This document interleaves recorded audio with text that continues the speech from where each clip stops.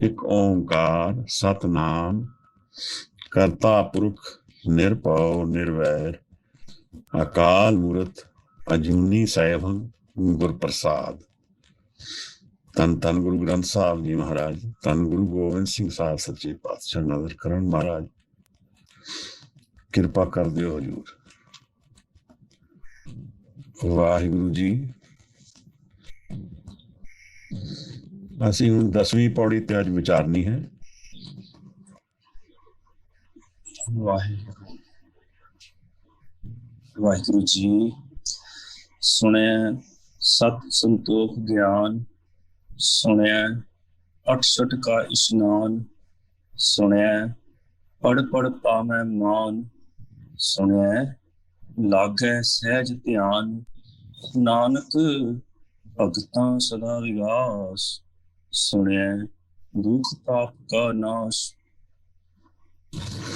ਵਾਹਿਗੁਰੂ ਜੀ। ਪਰਸੋਂ ਅੰਮ੍ਰਿਤਾ ਬੀਬੀ ਨੇ ਇੱਕ ਪ੍ਰਸ਼ਨ ਪੁੱਛਿਆ ਸੀ ਔਰ ਉਸ ਤੋਂ ਮੈਂ ਥੋੜਾ ਜਿਹਾ ਸੂਝ ਲੈ ਕੇ ਇਹ ਸਮਝਦਾ ਵਾਂ ਕਿ ਥੋੜਾ ਜਿਹਾ ਸਮਝਣ ਦੀ ਲੋੜ ਦੁਬਾਰਾ ਹੈ। We need to go back to the drawing board, so to say. ਗੱਲ ਕੀ ਹੈ ਕਿ ਅਗਰ ਅਸੀਂ ਮੂਲਤਨ ਸਿਧਾਂਤਕ ਇਸ਼ੂਜ਼ ਨੂੰ ਵਿਚਾਰ ਰੂਪੀ ਸਮਝਿਆ, ਪਰ ਉਹਨਾਂ ਤੋਂ ਮੇਰਾ ਜੀਵਨ ਕਿਵੇਂ ਬਦਲੇਗਾ ਅਗਰ ਇਹ ਟ੍ਰਾਂਜੈਕਸ਼ਨ ਮੇਰੇ ਮਨ ਵਿੱਚ ਨਹੀਂ ਹੋਇਆ, ਤਾਂ ਫਿਰ ਬਾਣੀ ਦੀ ਸਾਂਝ ਦਾ ਜੋ ਪੋਟੈਂਸ਼ੀਅਲ ਹੈ, ਬਾਣੀ ਦੀ ਸਾਂਝ ਦੀ ਜੋ ਫਲਾਈਟ ਹੈ, ਜੋ ਇਹਦੀ ਉਡਾਰੀ ਹੈ, ਜੀਵਨ ਉਹ ਕਮਾ ਨਹੀਂ ਪਾਏਗਾ।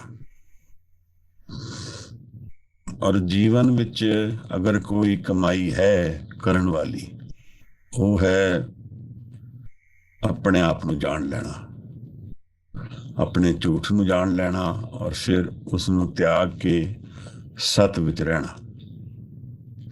ਇਸ ਤਰ੍ਹਾਂ ਸਮਝੀਏ ਕਿ ਬਾਣੀ ਮਨ ਦੇ ਨਾਲ ਸਾਨੂੰ ਉਲਝਾਉਂਦੀ ਹੈ ਮਤਲਬ ਸਾਨੂੰ ਆਪਣੇ ਮਨ ਦੇ ਨਾਲ ਰਾਬਤਾ ਰੱਖਣ ਲਈ ਬਾਣੀ ਬਾਰ-ਬਾਰ ਪ੍ਰੇਰਦੀ ਹੈ। We need to know the psychology of the mind to understand the spirit. ਮਤਲਬ ਕੀ ਹੈ? ਜਿਸ ਨੂੰ ਦੁਨੀਆ ਆਤਮਾ ਕਹਿੰਦੀ ਹੈ ਜਾਂ ਸਪਿਰਿਟ ਕਹਿੰਦੀ ਹੈ, ਉਸਦਾ ਰਾਬਤਾ ਕਿਹਦੇ ਨਾਲ ਹੈ? ਉਹਦਾ ਰਿਲੇਸ਼ਨਸ਼ਿਪ ਕਿਸ ਦੇ ਨਾਲ? ਉਹਦਾ ਦਰਵਾਜ਼ਾ ਕੀ ਹੈ? ਉਹਦਾ ਰਸਤਾ ਕੀ ਹੈ ਉਸਨੂੰ ਜਾਣਨ ਦਾ? ਮੈਨੂੰ ਲੱਗਦਾ ਕਿ ਹਾਲੇ ਇਹ ਗੱਲ ਸਾਨੂੰ ਸਮਝ ਨਹੀਂ ਆਈ, ਔਰ ਅਗਰ ਇਹ ਨਹੀਂ ਸਮਝਾਂਗੇ ਤਾਂ ਫਿਰ ਬਾਣੀ ਦੀ ਜਿਹੜੀ ਕਮਾਈ ਹੈ ਉਹ ਹੱਥ ਵਿੱਚ ਨਹੀਂ ਆ ਪਾਏਗੀ। ਉਹ ਨਾਨਕ ਸਾਹਿਬ ਦੇ ਦਰਸ਼ਨ ਸਤ ਦੇ ਦਰਸ਼ਨ ਨੇ ਦੁਨੀਆ ਦੇ। ਉਹ ਸਤ ਕਿੱਥੇ ਰਹਿੰਦਾ ਹੈ? ਉਸੇ ਨੂੰ ਅਸੀਂ ਆਤਮਾ ਕਰਕੇ ਜਾਣਦੇ ਹਾਂ। ਉਹ ਸਤ ਦੇ ਦਰਸ਼ਨ ਕੀ ਨੇ? ਉਸੇ ਨੂੰ ਅਸੀਂ ਸਪਿਰਿਟ ਕਰਕੇ ਜਾਣਦੇ ਹਾਂ। ਇੱਕ ਸਿੱਖ ਲਿਖਾਰੀ ਹੋਏ ਪੂਰਨ ਸਿੰਘ ਜੀ, ਉਹਨਾਂ ਨੇ ਕਿਤਾਬ ਲਿਖੀ ਸੀ ਸਪਿਰਿਟ ਬੋਰਨ ਪੀਪਲ। ਸਿੱਖਾਂ ਬਾਰੇ ਗੱਲ ਹੈ, ਪਰ ਉਹ ਸਾਰੀ ਦੁਨੀਆ ਬਾਰੇ ਗੱਲ ਹੈ। ਅਸੀਂ ਸਾਰੇ ਸਪਿਰਿਚੁਅਲ ਬੀਇੰਗਸ ਹੈਗੇ ਹਾਂ। ਅਸੀਂ ਆਪਣੀ ਸਪਿਰਿਚੁਅਲਿਟੀ ਨੂੰ ਨਾ ਜਾਣੀਏ, ਉਸ ਦੀ ਤਾਲੇ ਨਾ ਖੋਲੀਏ, ਉਹਦੇ ਵੱਲ ਦਰਸ਼ਨ ਨਾ ਕਰੀਏ, that's our choice. But we also live with the repercussions of that. ਕਿਉਂ ਇਸ ਤਰ੍ਹਾਂ ਸਮਝੀਏ ਕਿ ਅਸੀਂ ਇੱਕ ਜਰਨੀ ਤੇ ਜਾਣਾ ਹੈ। We have to travel to somewhere. ਔਰ ਉਹਦੇ ਲਈ ਸਾਨੂੰ ਫਲਾਈਟ ਲੈਣੀ ਜ਼ਰੂਰੀ ਹੈ। ਪਰ ਕੋਈ ਇਨਸਾਨ ਕਹੇ ਕਿ ਨਹੀਂ ਮੈਂ ਤਾਂ ਗੱਡੀ ਤੇ ਹੀ ਜਾਵਾਂਗਾ, I have a car, ਤਾਂ ਉਹਦੇ ਕੋਲ ਚੂਕ ਹੋ ਜਾਏਗੀ। He will be unable to reach. ਤੁਸੀਂ ਫਲਾਈਟ ਲੈ ਕੇ ਕਿਧਰੇ ਜਾਣਾ ਹੈ ਔਰ ਤੁਹਾਡੇ ਕੋਲ ਗੱਡੀ ਹੈ, ਇਹ ਗੱਲ ਬਣਨੀ ਨਹੀਂ। ਇਸੇ ਤਰ੍ਹਾਂ ਜੀਵਨ ਦੇ ਸੱਤ ਨੂੰ ਜਾਣਨ ਵਾਸਤੇ ਇੱਕ ਮੀਡੀਅਮ ਦੀ ਨੌਲੇਜ ਹੋਣੀ ਜ਼ਰੂਰੀ ਹੈ। ਆਪਣੇ ਅੰਤਰ ਵਿੱਚ ਜਾਣਾ ਜ਼ਰੂਰੀ ਹੈ। ਉਹਨੂੰ ਅਸੀਂ ਫਲਾਈਟ ਗਿਣਦੇ ਹਾਂ, ਮੈਂ ਉਹਨੂੰ ਫਲਾਈਟ ਮੰਨ ਰਿਹਾ। ਔਰ ਅਸੀਂ ਬਾਹਰਲੇ ਜੀਵਨ ਨੂੰ ਜਾਣਦੇ ਹਾਂ, which is the physical world. So there is a conflict. ਪਰ ਇਹ ਕੌਨਫਲਿਕਟ ਰਿਜ਼ੋਲਵ ਕਿਵੇਂ ਹੋਏਗਾ? ਜਿਵੇਂ ਕੱਲ ਪਰਸੋਂ ਬੀਬਾ ਨੇ ਪ੍ਰਸ਼ਨ ਪੁੱਛਿਆ ਤੇ ਮੈਂ ਥੋੜਾ ਜਿਹਾ ਚੂਕ ਗਿਆ, ਕਿਉਂਕਿ ਗੱਲ ਕੀ ਹੈ ਕਿ ਅਸੀਂ ਅਗਰ ਪਲੇਨਸ ਨੂੰ ਹੀ ਕਨਫਿਊਜ਼ ਕਰ ਦਿਆਂਗੇ ਫਿਰ ਅਸੀਂ ਜੀਵਨ ਨੂੰ ਸਮਝ ਨਹੀਂ ਪਾਵਾਂਗੇ।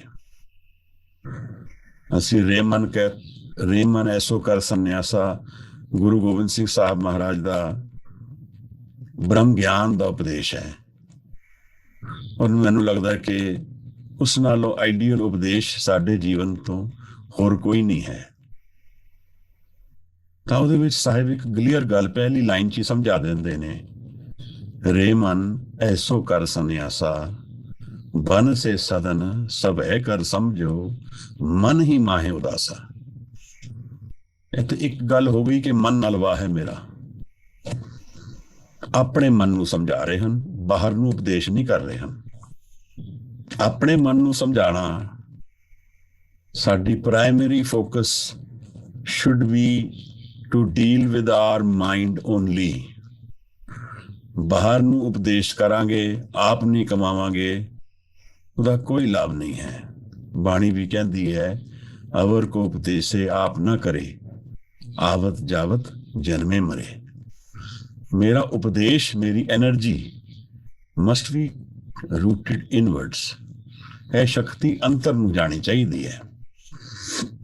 ਹੁਣ ਇਹ ਕਹਿਣ ਨੂੰ ਤਾਂ ਮੈਂ ਤੁਹਾਨੂੰ ਕਹਿ ਰਿਹਾ ਕਿ ਅੰਤਰ ਨੂੰ ਜਾਣੀ ਚਾਹੀਦੀ ਹੈ, ਪਰ ਇਹਦੀ ਸਾਈਕੋਲੋਜੀ ਕੀ ਹੈ ਮਾਈਂਡ ਦੀ? ਇਸ ਇਹਦੇ ਸੱਤ ਦੇ ਜਿਹੜੇ ਦਰਸ਼ਨ ਅਸੀਂ ਕਹਿ ਦਿੰਦੇ ਆ ਕਿ ਸੱਤ ਦੀ ਗੱਲ ਕਰਦੇ ਆ, ਬਟ ਹਾਊ, ਵੇਅਰ, ਵੈਨ, ਇਹ ਕਿਸ ਤਰ੍ਹਾਂ ਬਣਦਾ ਹੈ? ਮਹਾਰਾਜ ਮਨ ਦੇ ਸੱਤ ਨੂੰ ਜਾਣਨ ਲਈ ਮਨ ਦੇ ਵਿੱਚ ਉਤਰਨਾ ਪਏਗਾ। ਜਿਵੇਂ ਕਿ ਅਸੀਂ ਓਸ਼ਨ ਦੇ ਫਲੋਰ ਨੂੰ ਜਾਣਨਾ ਚਾਹੁੰਦੇ ਹਾਂ ਤਾਂ ਅਸੀਂ ਬੀਚ ਤੇ ਖੜੇ ਹੋ ਕੇ ਕਹੀਏ ਕਿ ਜੀ ਸਾਨੂੰ ਓਸ਼ਨ ਬਾਰੇ ਦੱਸਿਆ ਜਾਏ, ਤਾਂ ਉਹ ਝੂਠ ਹੀ ਦੱਸਿਆ ਜਾਏਗਾ। unless we go to the ocean floor you will never know the ocean floor। ਤਾਂ ਇਸੇ ਤਰ੍ਹਾਂ ਮੇਰੇ ਮਨ ਦੀ ਬਣਤ ਹੈ। ਬਾਣੀ ਮੈਨੂੰ ਮਨ ਦੇ ਨਾਲ ਉਲਝਾ ਰਹੀ ਹੈ, ਔਰ ਇਸ ਕਾਰਨ ਕਰਕੇ ਉਲਝਾ ਰਹੀ ਹੈ ਕਿ ਮਨ ਦੇ ਵਿੱਚ ਹੀ ਮੇਰੇ ਸੋਲੂਸ਼ਨਸ ਗਿਰੇ ਹਨ। ਮਨ ਦੇ ਵਿੱਚ ਮੇਰੇ ਸੋਲੂਸ਼ਨਸ ਨੇ, ਮਨ ਦੇ ਵਿੱਚ ਹੀ ਪ੍ਰੋਬਲਮਸ ਨੇ। ਕਿਵੇਂ ਕਹਿ ਰਹੇ ਹਾਂ? ਦੁਨੀਆ ਵਿੱਚ ਮੈਂ ਜਾ ਰਿਹਾ ਕਿਧਰੇ, ਗੱਡੀ ਦਾ ਐਕਸੀਡੈਂਟ ਹੋ ਗਿਆ, ਇੱਕ ਪ੍ਰੋਬਲਮ ਹੈ ਸਾਹਮਣੇ ਮੇਰੇ। ਇਹਦੇ ਨਾਲ ਮੇਰੇ ਮਨ ਦੇ ਵਿੱਚ ਥਾਟ ਆਏਗੀ ਔਰ ਮਨ ਦੇ ਵਿੱਚ ਇਮੋਸ਼ਨ ਆਏਗੀ। ਕਹਿਣ ਦਾ ਮਤਲਬ ਕੀ ਹੈ? ਹਰ ਪ੍ਰੋਬਲਮ ਦਾ ਰਿਫਲੈਕਸ਼ਨ ਮੇਰੇ ਮਨ ਵਿੱਚ ਆਏਗਾ। I have to deal with it in my mind first and then in the physical। ਇਹ ਬੜੀ ਅਚਰਜ ਗੱਲ ਹੈ। ਐਸੇ ਕਰਕੇ ਗੁਰੂ ਗੋਬਿੰਦ ਸਿੰਘ ਸਾਹਿਬ ਮਹਾਰਾਜ ਦਾ ਐਕਸ਼ਨ ਬੜਾ ਸਟਰੋਂਗ ਹੈ। ਕਿਉਂ ਸਟਰੋਂਗ ਹੈ? ਕਿਉਂਕਿ ਜਨ ਜਿਹੜਾ ਦੁਐਤ ਵਿੱਚ ਨਹੀਂ ਜੀਂਦਾ, ਉਹਦਾ ਮਨ ਫੋਕਸ ਰਹਿੰਦਾ ਹੈ, ਤਾਂ ਉਹਦੇ ਰਿਐਕਸ਼ਨ ਔਰ ਐਕਸ਼ਨ ਵਿੱਚ ਹੁਣ ਕੋਈ ਭੇਦ ਨਹੀਂ ਹੈ, ਕੋਈ ਡੁਐਲਿਟੀ ਨਹੀਂ ਹੈ। ਤਾਂ ਸਾਹਿਬ ਜਿਹੜੇ ਨੇ ਇਹ ਕਨਫਿਊਜ਼ਨ ਵਿੱਚ ਨਹੀਂ ਹਨ, ਬੜੇ ਕਲੈਰਿਟੀ ਵਿੱਚ ਜੀ ਰਹੇ ਹਨ। ਔਰ ਬਾਣੀ ਨੂੰ ਅਸੀਂ ਅਗਰ ਅਪਣਾ ਕੇ ਚੱਲਾਂਗੇ ਤਾਂ ਅਸੀਂ ਵੀ ਸ਼ਾਇਦ ਆਪਣੀ ਕੁਝ ਕਨਫਿਊਜ਼ਨਸ ਘਟਾ ਦਈਏ ਜੀਵਨ ਦੀਆਂ। ਫਰਜ਼ ਕਰੋ ਬੀਬਾ ਨੇ ਉਸ ਦਿਨ ਪੁੱਛਿਆ ਕਿ ਮੈਨੂੰ ਫਿਜ਼ੀਕਲ ਪਲੇਨ ਤੇ ਮੇਰੇ ਨਾਲ ਕੁਝ ਪ੍ਰੋਬਲਮ ਹੈ, ਪਰ ਮੈਂ ਇਹ ਸਮਝਾਂ ਕਿ ਮੈਨੂੰ ਐਕਸੈਪਟ ਕਰਨੀ ਹੈ। ਐਕਸਪੈਕਟੇਸ਼ਨ ਨਹੀਂ, ਐਕਸੈਪਟੈਂਸ ਜੀਵਨ ਹੈ, ਰਜ਼ਾ ਵਿੱਚ ਚੱਲਣਾ ਹੈ। ਗੱਲ ਕੀ ਹੈ ਕਿ ਫਾਊਂਡੇਸ਼ਨ ਪਹਿਲੇ ਇਹ ਐਕਸੈਪਟ ਕਰੀਏ ਕਿ ਮੇਰਾ ਮਨ ਔਰ ਮੈਂ ਇਹ ਉਲਝ ਰਹੇ ਹਨ। ਜੋ ਫਿਜ਼ੀਕਲ ਪਲੇਨ ਦੇ ਵਿੱਚ ਪ੍ਰੋਬਲਮਸ ਨੇ ਉਹਨਾਂ ਨੂੰ ਅਸੀਂ ਕਿਸ ਤਰ੍ਹਾਂ ਸਮਝਣਾ ਹੈ? ਮਾਈਂਡ ਦੇ ਵਿੱਚ ਦੋ ਐਸਪੈਕਟਸ ਨੇ। ਇੱਕ ਚੇਂਜਿੰਗ ਮਾਈਂਡ ਹੈ, ਜਿਹੜਾ ਮੈਂ ਆਪ ਨੂੰ ਬਾਰ-ਬਾਰ ਕਹਿੰਦਾ ਕਿ ਜਿਹੜਾ ਤੁਰ ਰਿਹਾ ਮਨ, ਜਿਹੜਾ ਮਨ ਸਟੇਬਲ ਨਹੀਂ ਹੈ, ਜਿਹੜਾ ਮਨ ਨਾ ਸੰਤੋਖ ਵਿੱਚ ਹੈ, ਨਾ ਸਬਰ ਵਿੱਚ ਹੈ, ਨਾ ਠਹਿਰਿਆ ਹੋਇਆ ਹੈ, ਨਾ ਸਟੇਬਲ ਹੈ। ਅਸੀਂ ਉਸੇ ਮਨ ਦੀ ਅਵਸਥਾ ਨੂੰ ਜਾਣਦੇ ਹਾਂ। ਹੁਣ ਉਸ ਮਨ ਦੀ ਅਵਸਥਾ ਵਿੱਚ ਮੈਕਸਿਮਮ ਅਸੀਂ ਕੀ ਕਰ ਸਕਦੇ ਹਾਂ? ਮੈਕਸਿਮਮ ਜੀਵਨ ਵਿੱਚ ਬੈਲੈਂਸ ਬਣਾ ਸਕਦੇ ਹਾਂ ਕਿ ਜਿਹੜੇ ਮੇਰੇ ਸੁੱਖ ਔਰ ਦੁੱਖ ਨੇ ਜਾਂ ਜਿਹੜੀ ਮੇਰੀ ਪਰੇਸ਼ਾਨੀਆਂ ਨੇ ਉਹਨਾਂ ਨੂੰ ਬੈਲੈਂਸ ਬਣਾ ਲਈਏ। ਤਾਂ ਲੋਕ ਕਹਿੰਦੇ ਕਿ ਛੁੱਟੀ ਤੇ ਜਾਣਾ ਜ਼ਰੂਰੀ ਹੈ, ਫਿਰ ਉਹ ਕਹਿੰਦੇ ਕਿ ਸ਼ਾਮ ਨੂੰ ਡਰਿੰਕ ਲੈਣਾ ਜ਼ਰੂਰੀ ਹੈ, फिर these are what? These are aspects to create a balance in my structure of the day. ਕਿ ਮਨ ਦਾ ਜਿਹੜਾ ਹੈ ਉਹਦੇ ਚ ਇੱਕ ਉਹ ਆਊਟ ਆਫ ਕੰਟਰੋਲ ਨਾ ਚਲਾ ਜਾਏ, ਇੱਕ ਬੈਲੈਂਸ ਵਿੱਚ ਚੱਲੇ। ਔਰ ਅਗਰ ਆਪ ਦੇਖੋਗੇ ਇਹਨਾਂ ਵਿਧੀਆਂ ਦੇ ਪਿੱਛੇ ਦਰਅਸਲ ਧਿਆਨ ਹੀ ਸਭ ਕੁਝ ਹੈ। ਉਹ ਜਨ ਜੋ ਕੁਝ ਵੀ ਢੂੰਡ ਰਿਹਾ ਹੈ ਉਹ ਪੀਸ ਆਫ ਮਾਈਂਡ ਢੂੰਡ ਰਿਹਾ ਹੈ ਕਿ ਜਦੋਂ ਮਨ ਦੇ ਵਿੱਚ ਮੈਂ ਉਲਝਿਆ ਹਾਂ, ਮੈਂ ਮਨ ਦੀ ਪਰੇਸ਼ਾਨੀਆਂ ਵਿੱਚ ਉਲਝਿਆ ਹਾਂ, ਤਾਂ ਮੈਨੂੰ ਕੁਝ ਰਿਪਰੀਵ ਚਾਹੀਦਾ ਹੈ, ਕੁਝ ਮੈਨੂੰ ਸੋਲਸ ਚਾਹੀਦੀ ਹੈ, ਕੁਝ ਮੈਨੂੰ ਪੀਸ ਆਫ ਮਾਈਂਡ ਚਾਹੀਦੀ, ਕੁਝ ਸਟੇਬਲ ਮਾਈਂਡ ਚਾਹੀਦਾ ਹੈ। ਇਹ ਸਟੇਬਲ ਮਨ ਦੀ ਜਿਹੜੀ ਸਰਚ ਹੈ ਇਹ ਸਿੱਖੀ ਹੈ। ਸਿੱਖ ਉਹੀ ਬਣ ਪਾਏਗਾ, ਪਹੁੰਚ ਉਹੀ ਪਾਏਗਾ ਜਿਹੜਾ ਮਨ ਦੀ ਇਸ ਅਵਸਥਾ ਨੂੰ ਜਾਣ ਲਏਗਾ ਜਿੱਥੇ ਮਨ ਥਿਰ ਹੈ। ਇਸ ਮਨ ਦੀ ਅਵਸਥਾ ਨੂੰ ਜਾਣਨ ਲਈ ਸਾਨੂੰ ਸ਼ਬਦ ਦਾ ਅਭਿਆਸ ਕਰਨਾ ਜ਼ਰੂਰੀ ਹੈ। ਔਰ ਇਸ ਨੂੰ ਜਾਣੇ ਬਿਨਾ ਅਸੀਂ ਅਗਰ ਜੀਵਨ ਵਿੱਚ ਉਲਝਾਂਗੇ ਤਾਂ ਫਿਰ ਅਸੀਂ ਇਸੇ ਤਰ੍ਹਾਂ ਉਲਝਾਂਗੇ ਜਿਸ ਤਰ੍ਹਾਂ ਪਹਿਲੇ ਉਲਝ ਰਹੇ ਸਨ। ਫਿਰ ਉਹ ਟੈਕਨੀਕ ਸਾਨੂੰ ਕੋਈ ਸਮਝਾ ਦੇਗਾ ਸਾਈਕੋਲੋਜਿਸਟ, ਜਾਂ ਅਸੀਂ ਕਿਧਰੇ ਜਾ ਕੇ ਇਹ ਸਮਝ ਲਵਾਂਗੇ ਕਿ ਮੇਰਾ ਬੈਲੈਂਸ ਕਿਸ ਤਰ੍ਹਾਂ ਹੋਣਾ ਹੈ, ਕਿ ਮੈਂ 2 ਮਹੀਨੇ ਛੁੱਟੀ ਲੈ ਲਾਂ ਸਾਲ ਇਸ ਤਾਂ ਮੈਂ ਠੀਕ ਰਹਿਣਾ ਵਾ, ਫਿਰ ਜੇ ਮੈਂ 10 ਘੰਟੇ ਸੋ ਲਵਾਂ ਤਾਂ ਠੀਕ ਰਹਿਣਾ ਵਾ। ਫਿਰ these are all devices to try and keep the mind in balance so it doesn't flip।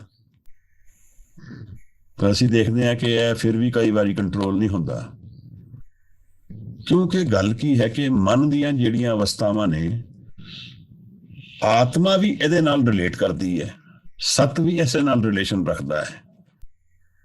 ਔਰ ਜੋ ਅਨਸਰਟਨਿਟੀ ਜੀਵਨ ਦੀ ਹੈ ਉਹ ਵੀ ਇਸੇ ਨਾਲ ਰਿਲੇਸ਼ਨ ਰੱਖ ਰਹੀ ਹੈ।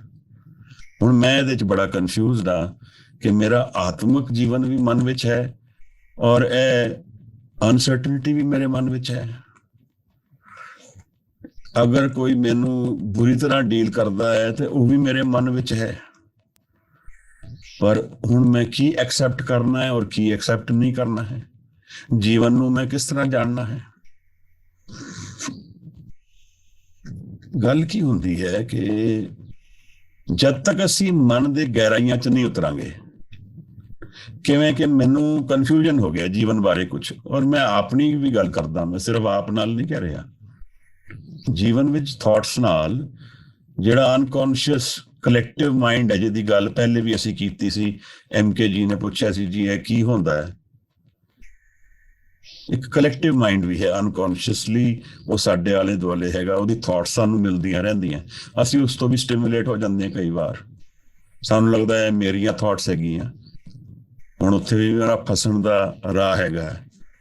ਮਨ ਦੇ ਵਿੱਚ ਧੋਖੇ ਬਥੇਰੀ ਜਗ੍ਹਾ ਤੋਂ ਆ ਸਕਦੇ ਨੇ, ਪਰ ਗੁਰੂ ਸਾਹਿਬ ਸਾਨੂੰ ਸਮਝਾਉਂਦੇ ਹਨ ਕਿ ਅਗਰ ਬਾਣੀ ਦਾ ਲੜ ਪੜ ਕੇ ਅਸੀਂ ਥਿਰ ਮਨ ਨੂੰ ਪਾ ਲਵਾਂਗੇ,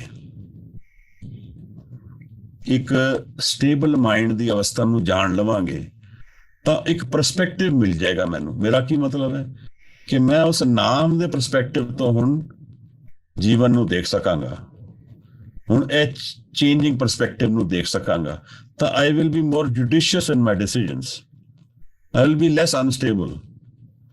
ਹੁਣ ਬਾਣੀ ਸਾਨੂੰ ਇੱਕੋ ਰਾਹ ਵੱਲ ਤੋਰ ਰਹੀ ਹੈ, ਉਹ ਹੈ ਇਕਾਗਰ ਔਰ ਥਿਰ ਮਨ ਔਰ ਸ਼ਬਦ ਦੇ ਦਰਸ਼ਨ, ਜਿਹਦੇ ਨਾਲ ਕਿ ਮੇਰੀ ਆਨੰਦ ਦੇ ਦਰਵਾਜ਼ੇ ਖੁੱਲਣ। ਇਹ ਨਿਰੰਤਰ ਅਭਿਆਸ, ਨਿਰੰਤਰ ਗੱਲ, ਨਿਰੰਤਰ ਫੋਕਸ ਅੰਤਰ ਮਨ ਵਿੱਚ ਜਾ ਕੇ ਉਹ ਦਰਵਾਜ਼ੇ ਖੋਲਣ ਦਾ ਹੈ, ਜਿੱਥੋਂ ਕਿ ਵਿਕਾਸ ਮਿਲੇਗਾ ਸਦਾ ਲਈ। ਜਿੱਥੇ ਮੌਤ ਔਰ ਇਹ ਦੇਖੋ, ਮੌਤ ਵੀ ਇੱਕ ਚੇਂਜਿੰਗ ਮਾਈਂਡ ਦਾ ਐਸਪੈਕਟ ਹੈ, ਇਹ ਵੀ ਮਨ ਦੀ ਇੱਕ ਅਵਸਥਾ ਹੈ। ਅਸੀਂ ਸਰੀਰ ਛੱਡ ਰਹੇ ਹਾਂ, ਅਸੀਂ ਉਸ ਨੂੰ ਸਮਝਦੇ ਹਾਂ ਕਿ ਇਹ ਖਤਮ ਹੋ ਜਾਏਗਾ ਮਨ, ਪਰ ਮਨ ਤਾਂ ਖਤਮ ਨਹੀਂ ਹੁੰਦਾ। ਇਸ ਮਨ ਕੋ ਕੋਈ ਖੋਜੋ ਪਾਈ, ਤਨ ਗਿਆ ਮਨ ਕਹਾਂ ਸਮਾਈ। ਇਹ ਵਿਚਾਰੀ ਹੈ ਨਾ ਕਿ ਸਰੀਰ ਤਾਂ ਇਹ ਅੱਗ ਵਿੱਚ ਪਸੜ ਜਾਏਗਾ, ਜਾਂ ਅਸੀਂ ਕਿਧਰੇ ਮੁਸਲਮਾਨ ਹੋਏਗਾ ਤਾਂ ਉਸ ਨੂੰ ਖੋਦ ਦੇਗਾ, ਕੋਈ ਕਬਰ ਵਿੱਚ ਪਾ ਦੇਗਾ, ਪਰ ਮਨ ਕਿਧਰ ਜਾਂਦਾ ਹੈ। ਗੱਲ ਕੀ ਹੈ, ਬਾਣੀ ਬਾਰ-ਬਾਰ ਸਾਨੂੰ ਸਤ ਵੱਲ ਪ੍ਰੇਰ ਰਹੀ ਹੈ, ਔਰ ਸਤ ਦੇ ਦਰਸ਼ਨ ਮਨ ਦੇ ਅੰਦਰ ਨੇ। ਔਰ ਮਨ ਦੇ ਅੰਦਰ ਜਦ ਤੱਕ ਅਸੀਂ ਨਹੀਂ ਉਤਰਾਂਗੇ ਤਾਂ ਮਨ ਨੂੰ ਅਸੀਂ ਜਾਣ ਹੀ ਨਹੀਂ ਪਾਵਾਂਗੇ, ਤਾਂ ਫਿਰ ਅਸੀਂ ਧੋਖੇ 'ਚ ਹੀ ਰਵਾਂਗੇ। ਔਰ ਮਨ ਨੂੰ ਜਾਣਨ ਦੀ ਪ੍ਰੈਕਟੀਕਲ ਵਿਧੀ ਕੀ ਹੈ? ਸ਼ਬਦ ਦਾ ਅਭਿਆਸ ਮੈਂ ਨਿਤ ਕਰਾਂ। ਅਸੀਂ ਬੈਠ ਜਾਈਏ, ਮੂਲ ਮੰਤਰ ਲੈ ਲਈਏ, ਵੈਖਰੀ ਬਾਣੀ ਵਿੱਚ ਮੂਲ ਮੰਤਰ ਬੋਲੀਏ, ਮਨ ਨੂੰ ਥੋੜਾ ਸ਼ਾਂਤ ਕਰੀਏ, ਥਾਟਸ ਜਿਹੜੀਆਂ ਆ ਰਹੀਆਂ ਨੇ ਉਹਨਾਂ ਨੂੰ ਆਣ ਦੇਈਏ, ਜਾਣ ਦੇਈਏ, ਪਕੜੀਏ ਨਹੀਂ, ਥਾਟਸ ਨੂੰ ਓਨ ਨਹੀਂ ਕਰੀਏ, ਤਾਂ ਸ਼ਬਦ ਦੇ ਨਾਲ ਇੱਕ ਸਾਂਝ ਪੈ ਜਾਏਗੀ ਔਰ ਮਨ ਦੀਆਂ ਥਾਟਸ ਘਟਦੀਆਂ ਜਾਣਗੀਆਂ। ਗੱਲ ਕੀ ਹੈ ਕਿ ਮਨ ਦੀ ਜਿਹੜੀ ਥਾਟਸ ਨੇ, they are on the surface of the mind, they are not the complete mind. ਜਿਸ ਤਰ੍ਹਾਂ ਨਦੀ ਦੇ ਵਿੱਚ ਜਾਂ ਇੱਕ ਓਸ਼ਨ ਦੇ ਵਿੱਚ ਲਹਿਰਾਂ ਚੱਲਦੀਆਂ, ਵੇਵਸ ਚੱਲਦੀਆਂ, ਇਹ ਵੇਵਸ ਜਿਹੜੀਆਂ ਨੇ, that's my mind thoughts, those are the thoughts, but the mind is much deeper, it's the ocean, and down in the ocean lies the truth। ਔਰ ਉਸ ਦੇ ਨਾਲ ਮੈਂ ਕਿੱਥੇ ਜੁੜਾਂਗਾ, ਕਿਵੇਂ ਜੁੜਾਂਗਾ? ਗੁਰਪ੍ਰਸਾਦ ਦੇ ਰਾਹੀਂ ਜੁੜਾਂਗਾ। ਤਾਂ ਮਹਾਰਾਜ ਇਹ ਜਿੰਨੀ ਵੀ ਅਸੀਂ ਆਪਸ ਵਿੱਚ ਡਿਸਕਸ਼ਨਸ ਕਰ ਰਹੇ ਹਾਂ ਜਾਂ ਆਪ ਗੱਲ ਸੁਣਦੇ ਹੋ, ਬਾਣੀ ਦੀ ਵਿਚਾਰ ਕਰਦੇ ਹਾਂ, ਇਹਨਾਂ ਦੀ ਵੈਲਿਊ ਤਾਂ ਹੈ ਅਗਰ ਮੈਂ ਆਪਣੇ ਅੰਤਰ ਮਨ ਵਿੱਚ ਉਤਰਨ ਲਈ ਤਿਆਰ ਹੋ ਗਿਆ ਹਾਂ ਤਾਂ।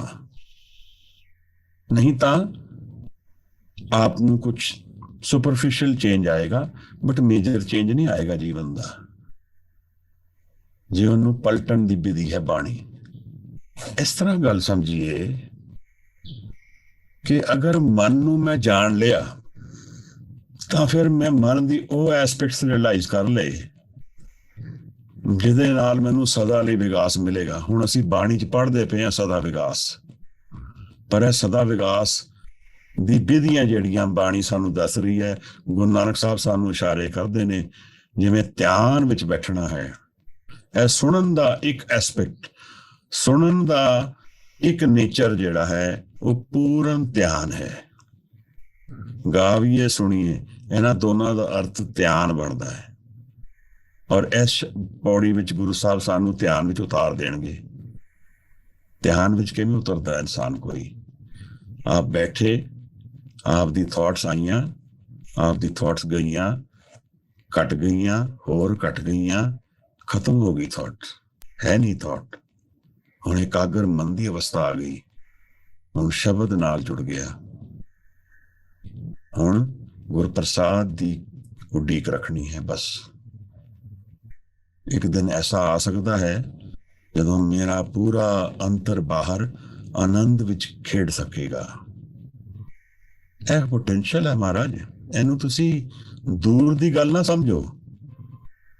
This is what we carry within us from the day we are born। ਮਨ ਤੂੰ ਜੋਤ ਸਰੂਪ ਹੈ, ਆਪਣਾ ਮੂਲ ਪਛਾਣ। ਕਿਵੇਂ ਮਿਲੇਗਾ ਹੈ, ਕਿਵੇਂ ਹੋਏਗਾ? ਸਭ ਮੇਂ ਜੋਤ ਜੋਤ ਹੈ ਸੋਏ, ਤਿਸ ਦੇ ਚਾਨਣ ਸਭ ਮੇਂ ਚਾਨਣ ਹੋਏ। ਫਿਰ ਕਿਵੇਂ? ਗੁਰਸਾਖੀ ਜੋਤ ਪ੍ਰਗਟ ਹੋਏ। We have to dedicate energy to this aspect of my mind, which is the spirit। ਅਸੀਂ ਇਸ ਦੇ ਨਾਲ ਉਲਝਣਾ ਹੈ, ਮਨ ਨਾਲ। ਅਸੀਂ ਮਨ ਨਾਲ ਇੱਕ ਰਿਲੇਸ਼ਨ ਬਣਾਉਣਾ, ਜਾਣਨਾ ਮਨ ਨੂੰ, ਮੇਰੀਆਂ ਥਾਟਸ ਕੀ ਆ ਰਹੀਆਂ ਨੇ, ਕਿਉਂ ਆ ਰਹੀਆਂ ਨੇ। ਰਾਤ ਨੂੰ ਜਦੋਂ ਮੈਂ ਸੌਂਦਾ ਹਾਂ, ਐਨਾਲਾਈਜ਼ ਕਰਨਾ ਮੇਰੀ ਥਾਟਸ ਕਿੱਥੇ ਟਿਕ ਰਹੀਆਂ ਨੇ, ਕਿਉਂਕਿ ਮਨ ਸੌਣ ਤੋਂ ਪਹਿਲਾਂ ਥਾਟ ਟਿਕਾਉਂਦਾ ਹੈ ਕਿਧਰੇ, ਕਿੱਧਰ ਜਾ ਰਿਹਾ ਹੈ। ਜਿਸ ਦਿਨ ਉਹ ਬਾਣੀ ਨੂੰ ਪਕੜ ਕੇ ਸੋਏਗਾ, ਸਮਝਣਾ ਆਪ ਪਹੁੰਚ ਗਏ ਕਿਧਰੇ। ਜਿਸ ਦਿਨ ਉਹ ਕੰਫਰਟ ਲੱਭੇਗਾ, ਆਪ ਸਮਝਣਾ ਹਾਲੇ ਨਹੀਂ ਪਹੁੰਚਿਆ। ਮੈਂ ਆਪਣੀ ਗੱਲ ਵੀ ਕਰਦਾ, ਮੈਂ ਨਹੀਂ ਕਹਿ ਰਿਹਾ ਕਿ ਮੈਂ ਪਹੁੰਚ ਗਿਆ ਹਾਂ, ਪਰ ਮੈਂ ਆਪ ਨਾਲ ਵਿਚਾਰਦਾ ਹਾਂ। ਗੱਲ ਕੀ ਹੈ ਕਿ ਇਹ ਜਿਹੜੀ ਸਾਂਝ ਹੈ, ਅਸੀਂ ਜਿਹੜੀ ਸ਼ਬਦ ਦੀ ਸਾਂਝ ਕਰਦੇ ਹਾਂ, ਇਹਦਾ ਲਾਭ ਤਾਂ ਹੈ ਕਿ ਇਹਦਾ ਪੋਟੈਂਸ਼ੀਅਲ ਅਸੀਂ ਸਾਰੇ ਸਮਝੀਏ, ਇਹਦੀ ਜਾਣਕਾਰੀ ਵਿੱਚ ਅਸੀਂ ਸਾਰੇ ਉਤਰੀਏ, ਅਸੀਂ ਉਸ ਉਡਾਰੀ ਨੂੰ ਮਾਰ ਸਕੀਏ ਜਿਹੜੀ ਗੁਰੂ ਨਾਨਕ ਸਾਹਿਬ ਐਕਸਪੀਰੀਐਂਸ਼ੀਅਲ ਸਾਨੂੰ ਦੱਸਦੇ ਨੇ। ਮੈਂ ਆਪ ਨਾਲ ਜਿਹੜੀ ਗੱਲਾਂ ਸ਼ੇਅਰ ਕਰਦਾ ਹਾਂ, ਜੀਵਨ ਦਾ ਐਕਸਪੀਰੀਅੰਸ ਹੈ। ਇਹ ਸਿਰਫ ਬਾਣੀ ਪੜ੍ਹੀ ਲਿਖੀ ਨਹੀਂ ਹੈ, ਬਾਣੀ ਦੇ ਐਕਸਪੀਰੀਅੰਸ ਨੂੰ ਮੈਨੂੰ ਜੋ ਜਾਣਿਆ ਹੈ ਉਹ ਆਪ ਨੂੰ ਅੱਗੇ ਪੇਸ਼ ਕਰਦਾ ਹਾਂ। ਔਰ ਆਸ ਕਰਦਾ ਵਾਂ ਕਿ ਆਪ ਉਸ ਐਕਸਪੀਰੀਅੰਸ ਨੂੰ ਜਾਣ ਲਓਗੇ। ਮੈਂ ਹਾਲੇ ਆਨੰਦ ਨੂੰ ਨਹੀਂ ਜਾਣਿਆ, ਪਰ ਕਿਸੇ ਦਿਨ ਸ਼ਾਇਦ ਜਾਣ ਲਵਾਂਗਾ, ਇਹ ਭਰੋਸਾ ਹੈ ਮਨ ਵਿੱਚ। ਕਿਉਂਕਿ ਗੱਲ ਕੀ ਹੈ ਕਿ ਅਸੀਂ ਜਿਸ ਟੌਪਿਕ ਦੇ ਉੱਤੇ ਡਿਸਕਸ਼ਨ ਕਰ ਰਹੇ ਹਾਂ ਜਾਂ ਜਿਸ ਟੌਪਿਕ ਦੇ ਉੱਤੇ ਸਾਂਝ ਪਾ ਰਹੇ ਹਾਂ, ਇਹ ਜੀਵਨ ਦਾ ਤੱਤ ਗਿਆਨ ਹੈ। And this is not written in any book if you don't know how to read it, and it is written in every book if you have read yourself. आप समझ रहे हो गल नूं? मैं आप अगे गुरु ग्रंथ साहब रखते हैं, आप गुरु ग्रंथ साहब के अर्थ सारे समझ लो, पर आप अंतर मन विच ना जाओ, उन्होंने एक्सपीरियंस ना करो, तो आप गुरु ग्रंथ साहब की बाणी नूं नहीं समझ पाए। जो तुसी अंदर चले गए, अंतर विच आप जाके डूंघाई विच प्रैक्टिस विच उतर गए, तो गुरु ग्रंथ साहब जी की बाणी की जो मीनिंग्स आप नूं आणगे, शायद किसी नूं ना आण, क्योंकि बाणी जिहड़ा है निरंकार का रूप है। यह साडे विच व्यापक है, साडे अंतर बाहर विच है। असीं एक सैर नूं जा रहे हैं, उस सैर विच कुछ गल्लां कर रहे हैं, पर उस सैर विच अगर बाणी दे एक्सपीरियंस की जानकारी कुछ सानू एक्सपीरियंस हो जाए, तो उहदे सैर दे अंत विच असीं कुछ होर ही बन के निकलांगे। इत्थे तो सब आके जा रहे हैं, दुनिया विच तो लोग आ रहे ने, जा रहे ने, कईयां नूं फिक्र है, कईयां नूं नहीं है, परेशान सारे ने, पर उन्होंने पता नहीं कि इहदा हल की है, इहदा सोल्यूशन की है, इहदी डायरेक्शन की है। एक अपॉर्चुनिटी साडे कोल बड़ी वड्डी है, छोटी नहीं है, जिथे असीं जीवन दे तत्त नूं जाण सकदे हां, जिथे असीं यह जाण सकदे हां कि मैं अपने सारे हल के मैं लभ लवां। एक बड़ा प्यारा वर्ड है समाधान, सोल्यूशन, सारी चीज़ों का समाधान। समाधि वर्ड का रूट वर्ड समाधान बनता है। देखो महाराज, जीवन एक जने ने जिया, सुख और दुख उसनू मिले, परेशानियां मिलियां, उलझना मिलियां, कुछ सॉल्व होइयां, कुछ नहीं होइयां, जीवन खत्म हो गया। है वन एग्जाम्पल। उसे जीवन की दूसरी गल, सुख और दुख मिले, परेशानियां मिलियां, कुछ सॉल्व हुई, कुछ नहीं हुई, पर इस दे दौरान एक इहो जी वस्तु पा ली, माइंड दे एक इहो जी स्पेस जान ली जिथे मैं सदा ली हाँ। हुण जीवन खत्म होया, पर मैं सदा ली हाँ, मेरा आनंद सदा ली है। मैं उस तत्व नूं जान लिया जिहड़ा मेरा सत दा रूप है। यह फर्क है दोनों जीवन विच। एक सिख की कमाई है जिहड़ी आनंद विच खत्म हो रही है, और दूजी रेता है हाथ विच, बस और कुछ नहीं है। आवागौण दे विच ही है, चक्कर विच है, संसे विच है, परेशानी विच है, लैण देण विच, एसोसीएशनस विच, वैर विरोध दे विच, उसे विच डिफाइन हो गया सारा कुछ। मन उहदे कोल भी है, मन इहदे कोल भी है। मन का तत्त ज्ञान एक कोल है, दूजे कोल नहीं है। एक आनंद नूं जान के निकलिया है, एक परेशानियों विच ही उलझदा रहेगा। This is the difference. It's a qualitative difference. मतलब ये मेरे मन की क्वालिटी से डिपेंड करता है। महाराज गल समझो, तुसी थोड़ी जी डूंघाई विच देखो। एक इंसान कहता मैनूं बड़ियां प्रॉब्लम्स ने, बड़ी दिक्कत आ रही है, बहुत दिक्कत विच हाँ, मैं की करा, जीवन तो व्यर्थ है, जीवन फजूल है, जीवन विच कुछ नहीं रखिया है। ठीक है गल, बिल्कुल इस तरह देखा जाए तो जीवन ट्रेजिडी है। जीवन इज अ ट्रेजिडी। जीवन विच अखीर ट्रेजिडी की हो सकती है? अंत ट्रेजिडी की हो सकती है? मेरा शरीर कोई मार देगा, इस तो ज्यादा ट्रेजिडी नहीं है कोई। गुरु अर्जन साहब महाराज नूं तत्ती तवी ते बिठा रहे ने, ते महाराज नूं गर्म हवा नहीं लग रही है। कारण की है? इस तो ज्यादा कोई ट्रेजिडी है जो गुरु साहब दे जो निकले हैं, उस तो ज्यादा ट्रेजिडी मेरे जीवन में नहीं है। पर मैं तो अपनी छोटी छोटी मुसीबतों में ही फसिया होया। मैं इन्हां नूं पहाड़ गिणदा पिया। ਔਰ ਇੱਥੇ ਜਿਹੜਾ ਅਸਲ ਪਹਾੜ ਸਾਹਿਬ ਦੇ ਅੱਗੇ ਖੜਾ ਹੈ, ਮਹਾਰਾਜ ਤਾਂ ਐਵੇਂ ਲੰਘ ਰਹੇ ਨੇ ਜਿਵੇਂ ਕੁਝ ਹੈ ਹੀ ਨਹੀਂ। ਇਹ ਕੁਆਲਿਟੇਟਿਵ ਡਿਫਰੈਂਸ ਆਫ ਲਾਈਫ ਹੈ। ਮਹਾਰਾਜ ਉਸ ਅਵਸਥਾ ਵਿੱਚ ਬੈਠੇ ਨੇ ਜਿੱਥੇ ਤਤ ਗਿਆਨ ਉਹਨਾਂ ਦੇ ਕੋਲ ਹੈ, ਜਿੱਥੇ ਦਰਸ਼ਨ ਉਹਨਾਂ ਨੂੰ ਆਨੰਦ ਦੇ ਆਉਂਦੇ ਨੇ। ਅੰਤਰ ਦੀ ਹਵਾ ਕੁਝ ਹੋਰ ਹੈ, ਬਾਹਰ ਜੋ ਹੋ ਰਿਹਾ ਉਹਦੇ ਨਾਲ ਮੈਟਰ ਨਹੀਂ ਕਰਦਾ। ਇਹ ਦੇਖੋ ਗੱਲ ਕਿ ਦੁੱਖ ਮੇਰੇ ਜੀਵਨ ਦਾ ਆਰਡਰ ਹੋ ਸਕਦਾ ਹੈ ਕਿ ਮੇਰੇ ਕੋਲ ਜੀਵਨ ਵਿੱਚ ਦੁੱਖ ਆਏਗਾ, ਪਰ ਮੈਂ ਦੁਖੀ ਹੋਵਾਂਗਾ ਕਿ ਨਹੀਂ, ਇਹ ਮੇਰੀ ਮਨ ਦੀ ਅਵਸਥਾ ਤੇ ਡਿਪੈਂਡ ਕਰਦਾ ਹੈ। ਇੱਥੇ ਉਹ ਫਰਕ ਆ ਜਾਂਦਾ ਹੈ ਕਿ ਮੈਂ ਬਾਣੀ ਨੂੰ ਜਾਣਿਆ ਹੈ ਕਿ ਬਾਣੀ ਨੂੰ ਸਿਰਫ ਪੜ੍ਹਿਆ ਹੈ। ਜਿਵੇਂ ਅਸੀਂ ਪਰਸੋਂ ਵਿਚਾਰੀ ਸੀ ਗੱਲ ਕਿ ਗੁਰਬਾਣੀ ਬਣੀ ਹੈ, ਸੁਣਨ ਨਾਲ ਅਸੀਂ ਇਸ ਮੈਦਾਨ ਵਿੱਚ ਉਤਰਦੇ ਹਾਂ। Then we play the dice of this game of love. ਕਿਹੜਾ ਲਵ? ਇਨਫਾਈਨਾਈਟ ਲਵ, ਸਤ ਦੇ ਦਰਸ਼ਨ ਦਾ ਪਿਆਰ।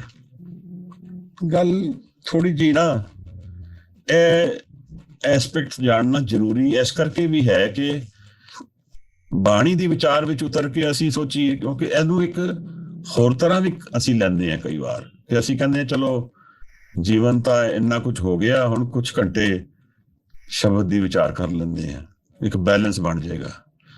ਔਰ ਠੀਕ ਹੈ, ਗੱਲ ਉਸ ਤਰ੍ਹਾਂ ਵੀ ਹੋ ਸਕਦਾ। ਤਾਂ ਅਸੀਂ ਜਦੋਂ ਸਵੇਰੇ ਜਪਜੀ ਸਾਹਿਬ ਪੜ੍ਹਦੇ ਹਾਂ, ਇੱਕ ਟ੍ਰੇਨ ਦੀ ਤਰ੍ਹਾਂ ਜਪਜੀ ਸਾਹਿਬ ਪੜ੍ਹ ਲੈਂਦੇ ਹਾਂ, ਤੇ ਉਹ ਇੱਕ ਮਨ ਦੇ ਵਿੱਚ ਪੜ੍ਹਨ ਤੋਂ ਬਾਅਦ ਇੱਕ ਇਸ ਤਰ੍ਹਾਂ ਦਾ ਹੁੰਦਾ ਕਿ ਇਹ ਜਿਸ ਤਰ੍ਹਾਂ ਆਈ ਟਿਕਡ ਮਾਈ ਬਾਕਸ, ਕਿ ਇਹ ਵੀ ਕਰਨਾ ਸੀ, ਮੈਂ ਕਰ ਲਿਆ।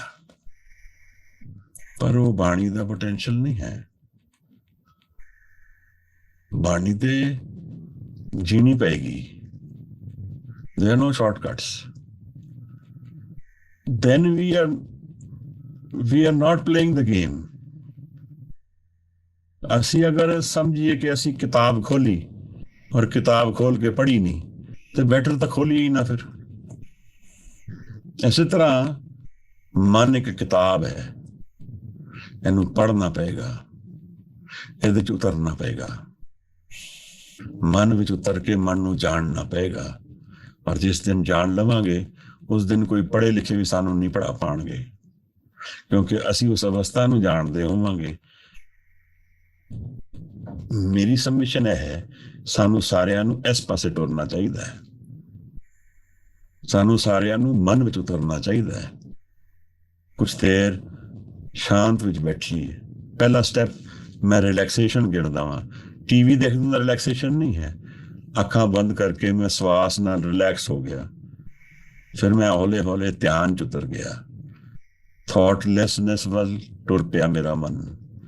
ਕੁਝ ਘੰਟੇ ਤੋਂ ਕੁਝ ਮਿੰਟ, ਕੁਝ ਸੈਕਿੰਡ ਥਾਟਲੈਸ ਹੋਇਆ, ਔਰ ਫਿਰ ਧਿਆਨ ਵਿੱਚ ਉਤਰ ਗਿਆ। ਇਹ ਸਤ ਦਾ ਜੀਵਨ ਹੈ ਮਹਾਰਾਜ। ਆਪ ਇਸ ਗੱਲ ਨੂੰ ਸਮਝਣਾ ਕਿ ਧਿਆਨ ਕਮਾ ਲੈਣਾ ਸੁਰਤ ਵਿੱਚ ਇੱਕ ਐਸੀ ਕਮਾਈ ਹੈ ਜਿਹੜੀ ਕਈ ਜਨਮ ਵੀ ਨਹੀਂ ਹੱਥੋਂ ਨਿਕਲੇਗੀ, ਨਾਲ ਚੱਲੇਗੀ। ਜਨਮ ਹੋਣਗੇ ਵੀ ਤਾਂ ਵੀ ਧਿਆਨ ਨਾਲ ਚੱਲੇਗਾ, ਕਿਧਰੇ ਨਹੀਂ ਜਾਏਗਾ, ਕਿਉਂਕਿ ਅੰਤਰਮਨ ਦੀ ਅਵਸਥਾ ਧਿਆਨਸਥ ਹੈ। ਸਮਝੀਏ ਗੱਲ ਨੂੰ। ਮਨ ਦਰਅਸਲ ਧਿਆਨ ਵਿੱਚ ਹੈ। ਅਸਲ ਵਿੱਚ ਜੋ ਇਹਦਾ ਅਸਲ ਨੇਚਰ ਹੈ ਉਹ ਧਿਆਨ ਹੈ। ਮੈਂ ਬਾਹਰ ਦੀ ਡਿਸਟਰੈਕਸ਼ਨਸ ਦੇ ਕਰਕੇ ਇਹਦਾ ਧਿਆਨ ਹਟਾਇਆ ਹੋਇਆ ਹੈ, ਖਿੰਡਿਆ ਹੋਇਆ ਹੈ, ਡਿਸਟਰੈਕਟ ਕੀਤਾ ਹੋਇਆ ਮਨ ਨੂੰ। ਔਰ ਕਿਉਂਕਿ ਮੇਰੀ ਉਹ ਆਦਤ ਸੰਸਕਾਰੀ ਰੂਪ ਵਿੱਚ ਚੱਲਦੀ ਜਾ ਰਹੀ ਹੈ, ਇਸ ਕਰਕੇ ਉਹ ਇੱਕ ਰੈਗੂਲਰ ਐਕਸਰਸਾਈਜ਼ ਹੈ ਮੇਰੀ। ਮੈਂ ਕਿਤੇ ਇਕੱਠੇ ਇੱਕ ਜਗ੍ਹਾ ਬੈਠ ਨਹੀਂ ਸਕਦਾ ਹਾਂ। ਇੱਕ ਤੋਂ ਜਗ੍ਹਾ ਦੂਸਰੀ, ਦੂਸਰੀ ਤੋਂ ਤੀਸਰੀ। ਥਾਟ ਵੀ ਮੇਰੀ ਚੱਲਦੀ ਰਹਿੰਦੀ ਹੈ, ਫਿਜ਼ੀਕਲੀ ਵੀ ਮੈਂ ਦੌੜਦਾ ਰਹਿੰਦਾ ਹਾਂ।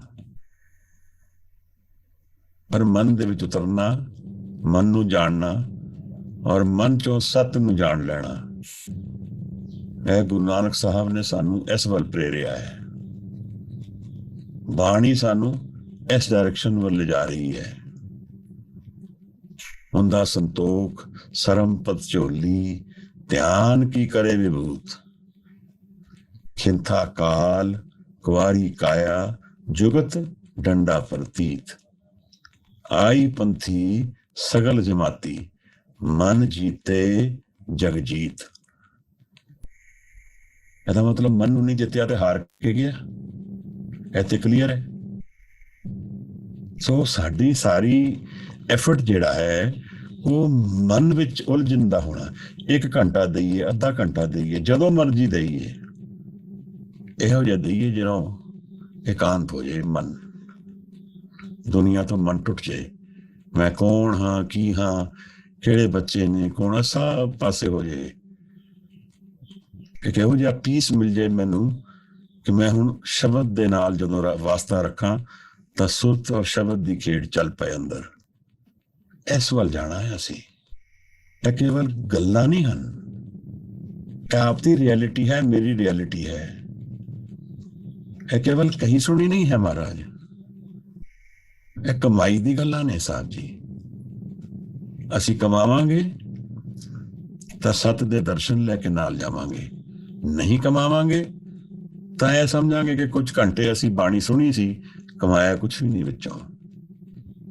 ਬੜਾ ਫਰਕ ਹੈ ਸਾਹਿਬ ਜੀ। ਇਹਦੇ ਵਿੱਚ ਥੋੜਾ ਜਿਹਾ ਮਨ ਨੂੰ ਅਸੀਂ ਅਵੇਅਰ ਕਰਨਾ ਹੈ, ਜਗਾਣਾ ਹੈ। ਜਦੋਂ ਸਾਹਿਬ ਕਹਿੰਦੇ ਨੇ ਜਾਗ ਲਿਓ ਰੇ ਮਨਾ ਜਾਗ ਲਿਓ, ਕਾਹੇ ਗਾਫਲ ਸੋਇਆ, ਜੋ ਤਨ ਉਪਜਿਓ ਸੰਗ ਹੀ ਸੋ ਵੀ ਸੰਗ ਨਾ ਹੋਆ। ਅਲਟੀਮੇਟਲੀ ਤਾਂ ਮੈਂ ਆਪਣੇ ਆਪ ਨੂੰ ਸਰੀਰ ਹੀ ਗਿਣਦਾ ਨਾ ਪਹਿਲੇ ਤੋਂ। ਕੋਈ ਕਹਿੰਦਾ ਹੈ ਕਿ ਹੂ ਇਜ਼ ਰਾਜਵੀਰ, ਤੇ ਮੈਂ ਕਹਿੰਦਾ ਮੈਂ ਆਪਣੇ ਸਰੀਰ ਵੱਲ ਦੇਖ ਕਰ ਕਹਿੰਦਾ ਆਈ ਐਮ ਰਾਜਵੀਰ। ਬਟ ਇਹ ਸਰੀਰ ਤਾਂ ਮੈਂ ਨਹੀਂ ਹਾਂ। ਸਰੀਰ ਨਹੀਂ ਹੈ ਤਾਂ ਕੀ ਹੈ?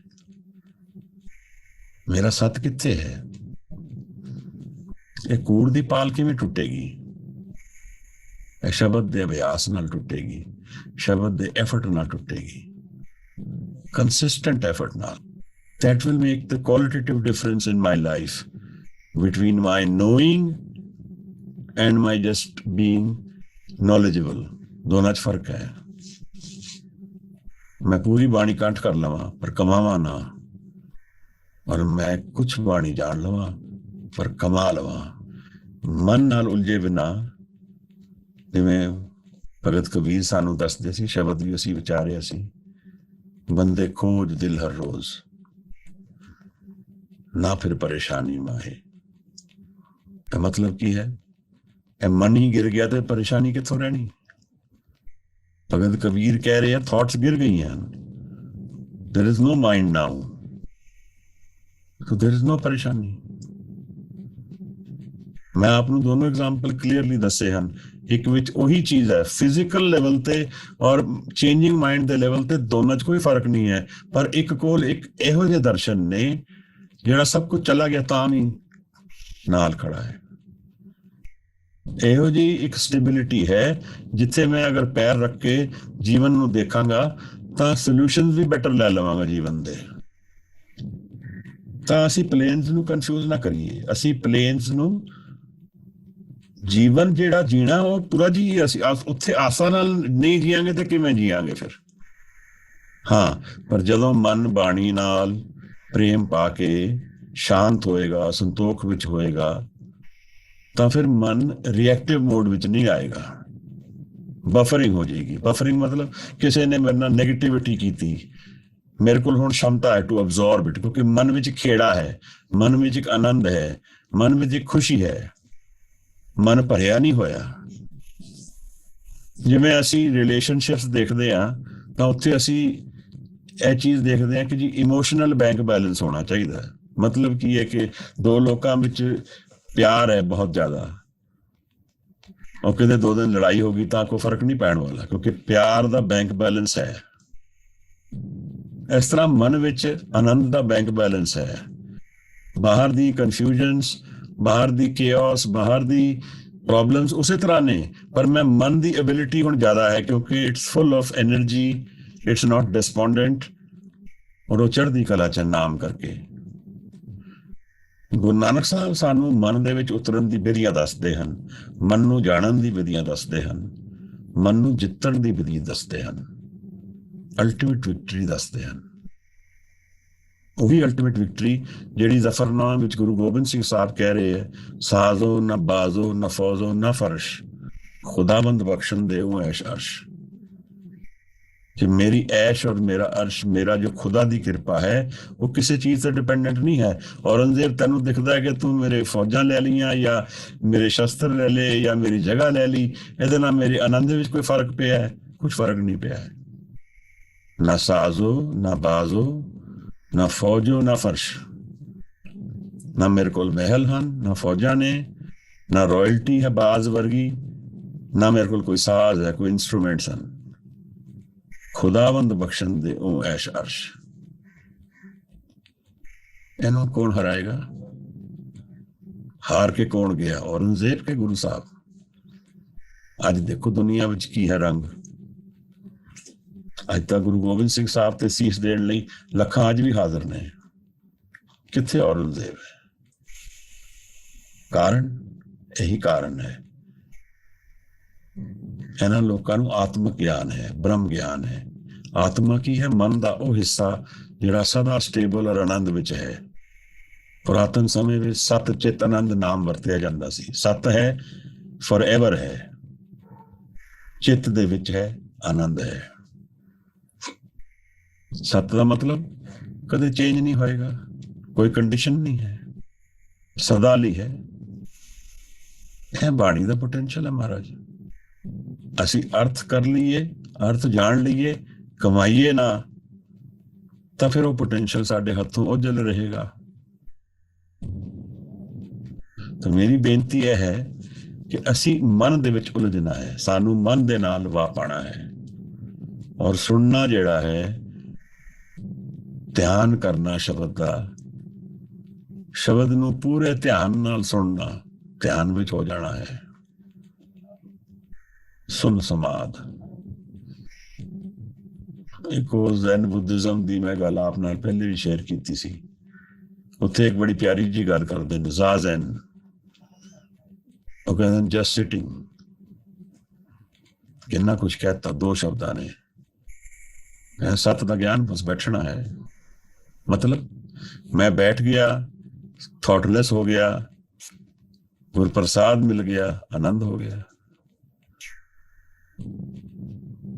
ਅਸੀਂ ਫੋਟੋਗ੍ਰਾਫੀ ਕਰਦੇ ਸੀ, ਉਹਦੇ ਚ ਸਭ ਤੋਂ ਸਟੇਬਲ ਟ੍ਰਾਇੰਗਲ ਗਿਣਿਆ ਜਾਂਦਾ ਹੈ। ਟ੍ਰਾਇੰਗਲ ਮਤਲਬ ਕੀ ਹੋਇਆ? ਟ੍ਰਾਇੰਗਲ ਜਿਹੜਾ ਬੈਠਿਆ ਹੈ ਸਮਾਧੀ ਚ ਇਨਸਾਨ ਹੈ, ਉਹ ਟ੍ਰਾਇੰਗਲ ਹੈ। ਮਨ ਜਿਹੜਾ ਹੈ ਉਹ ਜਿੱਤ ਲਿਆ ਤਾਂ ਸਟੇਬਲ ਮਾਈਂਡ ਆ ਗਿਆ। ਜਤ ਪਹਾਰਾ ਧੀਰਜ ਸੁਨਿਆਰ। ਅਸੀਂ ਯਤਨ ਕਰਨਾ ਹੈ, ਉਸ ਤੋਂ ਐਫਰਟ ਪਾਣਾ ਹੈ। ਧੀਰਜ ਵਿੱਚ, ਸੰਤੋਖ ਵਿੱਚ, ਅਹਿਰਣ ਮਤ, ਸਟੇਬਲ ਮਾਈਂਡ। ਵੇਦ ਹਥਿਆਰ, ਸ਼ਬਦ ਦਾ ਹਥਿਆਰ ਪਏਗਾ। ਭਾਓ ਖਲਾ ਅਗਨ ਤਪਤਾਓ।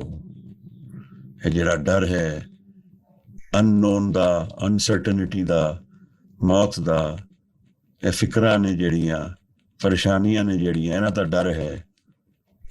अगन तपताओ, ए अग्नि है, दिस विल फायर मी। पांडा पाओ, प्रेम दा पांडा है, उहदे बिना कहानी बननी नहीं। अमृत चिट डाल, कड़िए शब्द सच्ची टकसाल।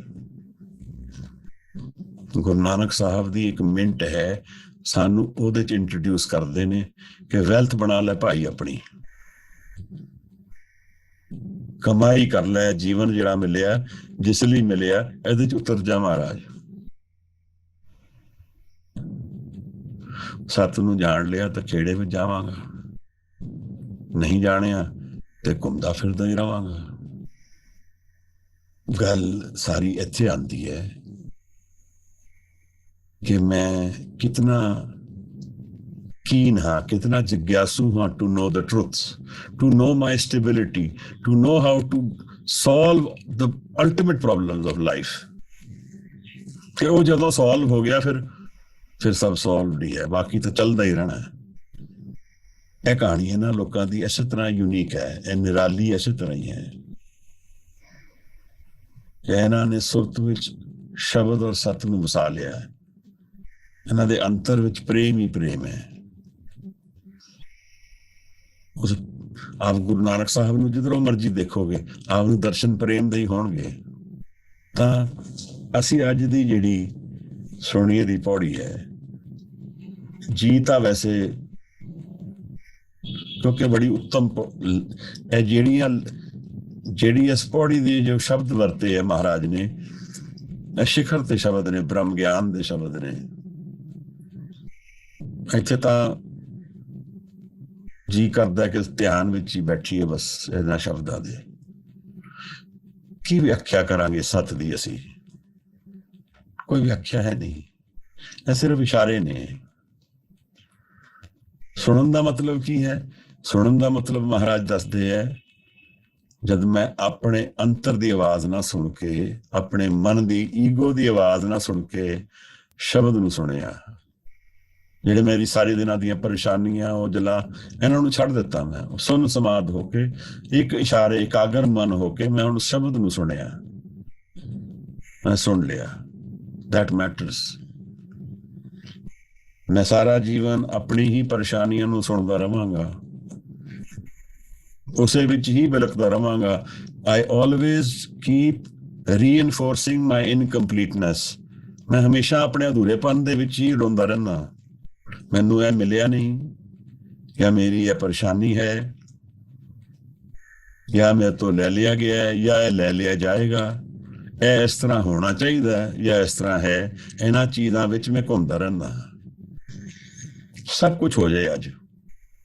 ਆਪ ਇੱਕ ਐਕਸਰਸਾਈਜ਼ ਕਰਨਾ, ਸ਼ਾਮ ਨੂੰ ਇੱਕ ਪੇਪਰ ਤੇ ਲਿਖ ਦੇਣਾ ਕਿ ਇਹ ਸਭ ਕੁਝ ਮੇਰੇ ਜੀਵਨ ਵਿੱਚ ਹੋ ਜਾਏ,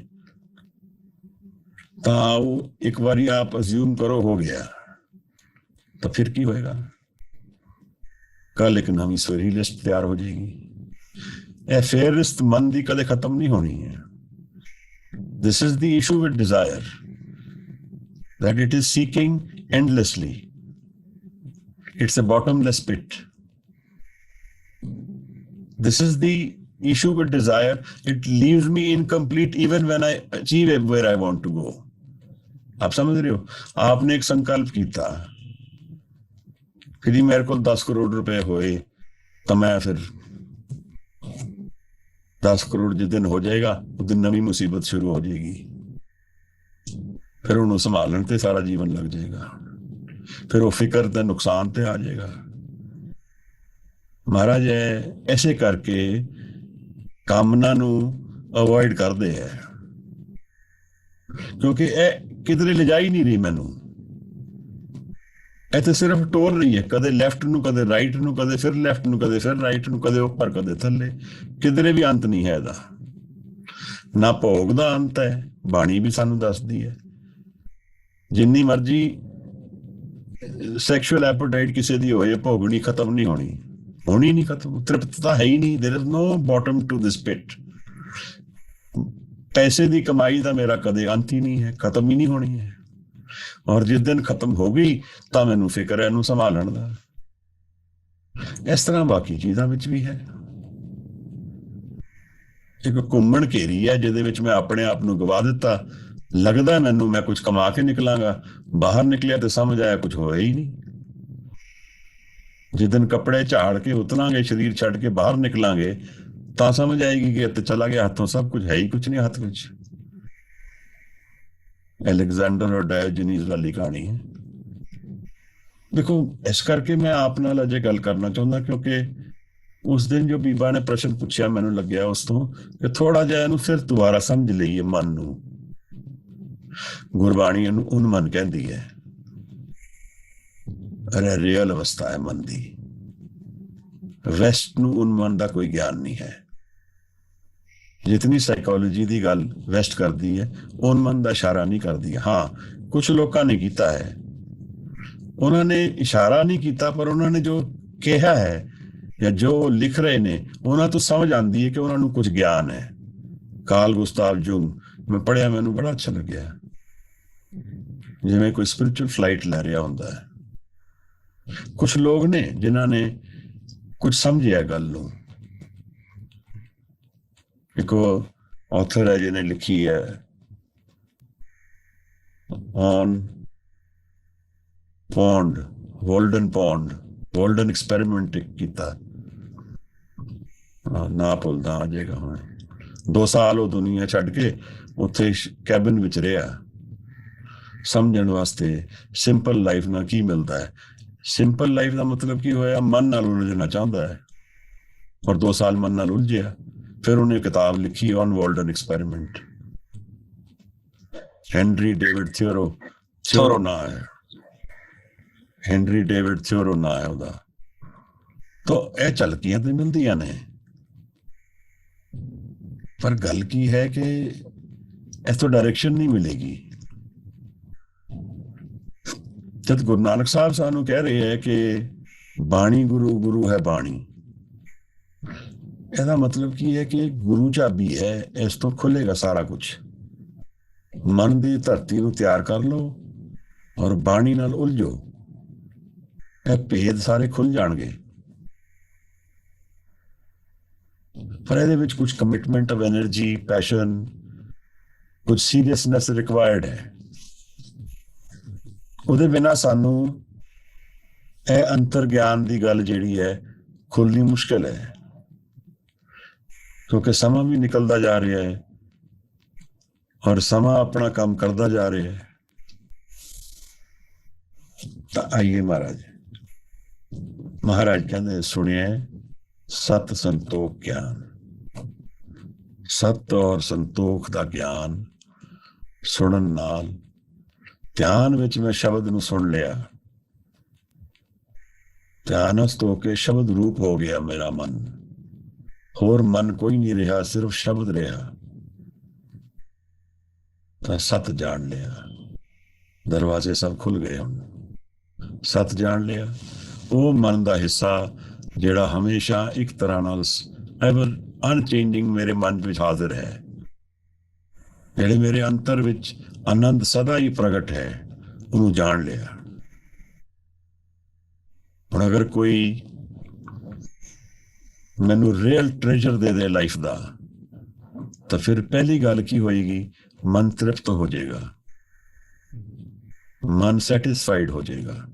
that is the test between real and unreal. ਜਿਹੜੇ डिजायर दुनिया ਦੇ ਨੇ, ਇਹਦੇ ਨਾਲ ਮੇਰੇ कुछ घंटे, कुछ दिन, कुछ महीने, कुछ साल मन शांत होएगा, पर फिर भटकना शुरू हो जाएगा। पर नाम दे विच मेरा मन तृप्त हो जाएगा, बिल्कुल तृप्त हो जाएगा। It will become complete. ਉਹਦੇ डिजायर सारे लोड़ ही नहीं पैगी, ਉਹਨੂੰ अपने अंतर विचों विकास विच आ जाएगा, अपने अंतर दे ध्यान विच आ जाएगा। तो जद मेरे को नानक त्रिपत अगाई, जद त्रिपत अगाई पूरी तरह आनंद नाल भर जाएगा, संतोख की यह अवस्था इस तो ऊपर कोई है नहीं, क्योंकि मन बिल्कुल कंप्लीट हो गया। हुण कोई इनकंप्लीटनेस नहीं रहेगी। नाम जपत तृष्णा सब बुझी है, सब तृष्णा बुझ गई है। क्योंकि अंतर विच जदों हीरे मिल गए तो बाहर दे खिडौने नाल की काम करेगा। हुण नाम जपत तृष्णा सब बुझी है, नानक त्रिपत अगाई। अगाई का मतलब फुलफिल्ड, कंप्लीट, त्रिपत हो गया, सैटिस्फाइड हो गया। तो साहिब कहते हैं जिहड़ा जदों शब्द दे ध्यान मन में उतर जाएगा जिस दिन, उस दिन सत दे दर्शन हो जाएंगे महाराज। संतोख मेरा यार बन जाएगा, मेरा साथी बन जाएगा। कोई 150 हूरा का लालच दे देता कुछ नहीं बनता। इन्ना मन दे विच पोटेंशियल है कि बाहर दी किसी वस्तु दे फिर उसदा मुल नहीं पैंदा। यह महाराज समझा रहे हैं।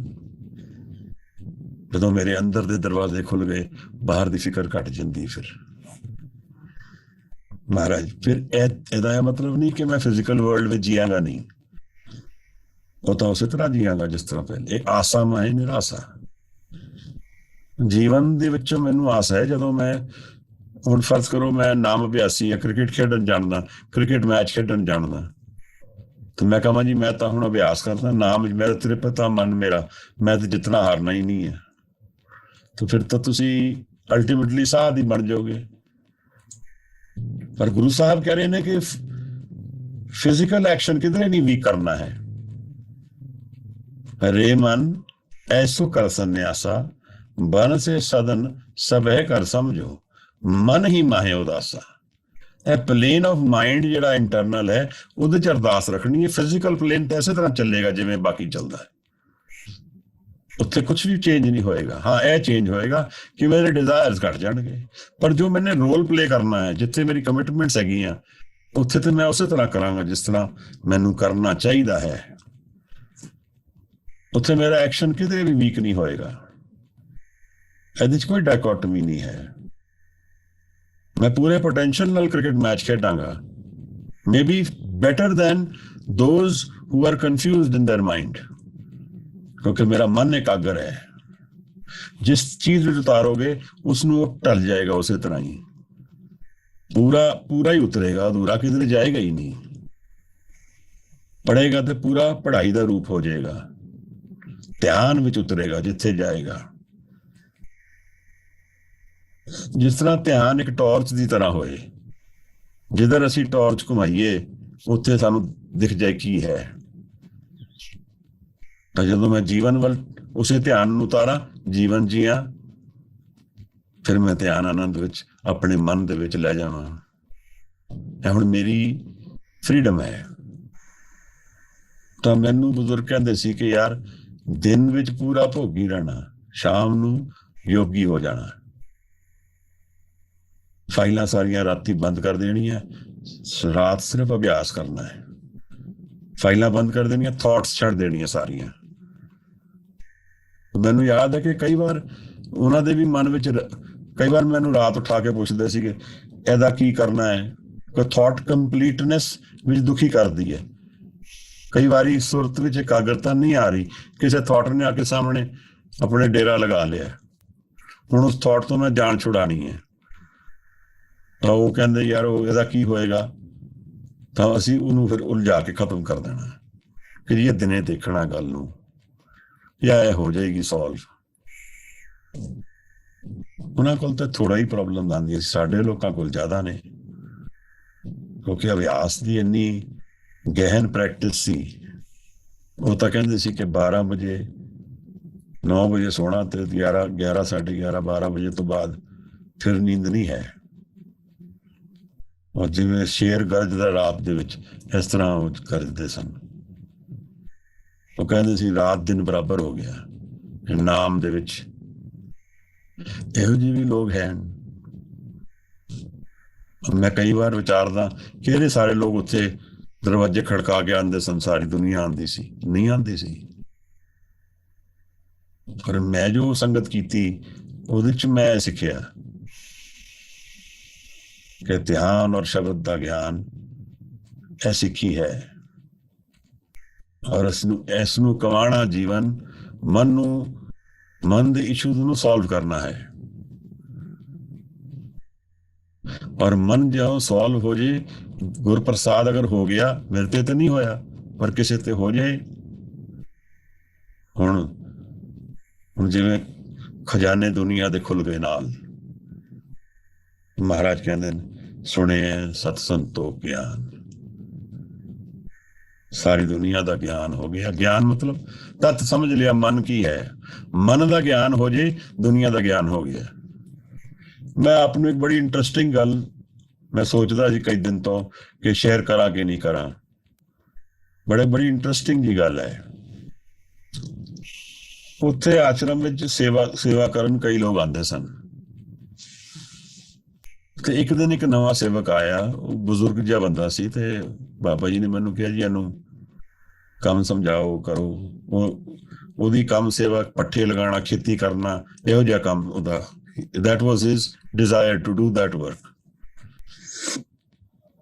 ਮੈਂ ਬੰਦੇ ਦੇ ਸਾਹਮਣੇ ਆਇਆ ਤੇ ਮੈਂ ਬੜਾ ਚੌਂਕ ਗਿਆ, ਮੈਨੂੰ ਕੁਝ ਬੜਾ ਸਟ੍ਰੇਂਜ ਲੱਗਿਆ। ਉਹਦੀ ਨੱਕ ਇਸ ਤਰ੍ਹਾਂ ਦੀ ਸੀ ਜਿਵੇਂ ਕੋਈ ਬਰਡ ਦੀ ਬੀਕ ਹੁੰਦੀ ਹੈ, ਇਟ ਵਾਜ਼ ਟਵਿਸਟਡ, ਹੁੱਕ ਜਿਸ ਤਰ੍ਹਾਂ ਹੁੰਦਾ ਹੈ। ਉਹਦੇ ਪੈਰ ਦੇਖੇ ਮੈਂ, ਤੇ ਉਹਦੇ ਅੰਗੂਠੇ ਲੈਫਟ ਔਰ ਰਾਈਟ ਨੂੰ ਇਸ ਤਰ੍ਹਾਂ ਜਿਵੇਂ ਕੋਈ ਪੰਛੀ ਦੇ ਪੈਰ ਹੋਣ। ਮੈਂ ਯਾਰ ਇਹ ਤੇ ਕਮਾਲ ਹੈ ਗੱਲ। ਨਾ ਕਿਸੇ ਬੰਦੇ ਦਾ, ਬਾਜ ਸਿੰਘ। ਲਓ ਜੀ, ਮੈਂ ਤਾਂ ਸਿੱਧਾ ਗਿਆ, ਮੈਂ ਕਿਹਾ ਜੀ ਇਹ ਤੇ ਬਾਜ ਸਿੰਘ। ਕਹਿੰਦੇ ਗੁਰੂ ਦਾ ਬਾਜ ਹੈ, ਸਰੀਰ ਮਿਲਿਆ।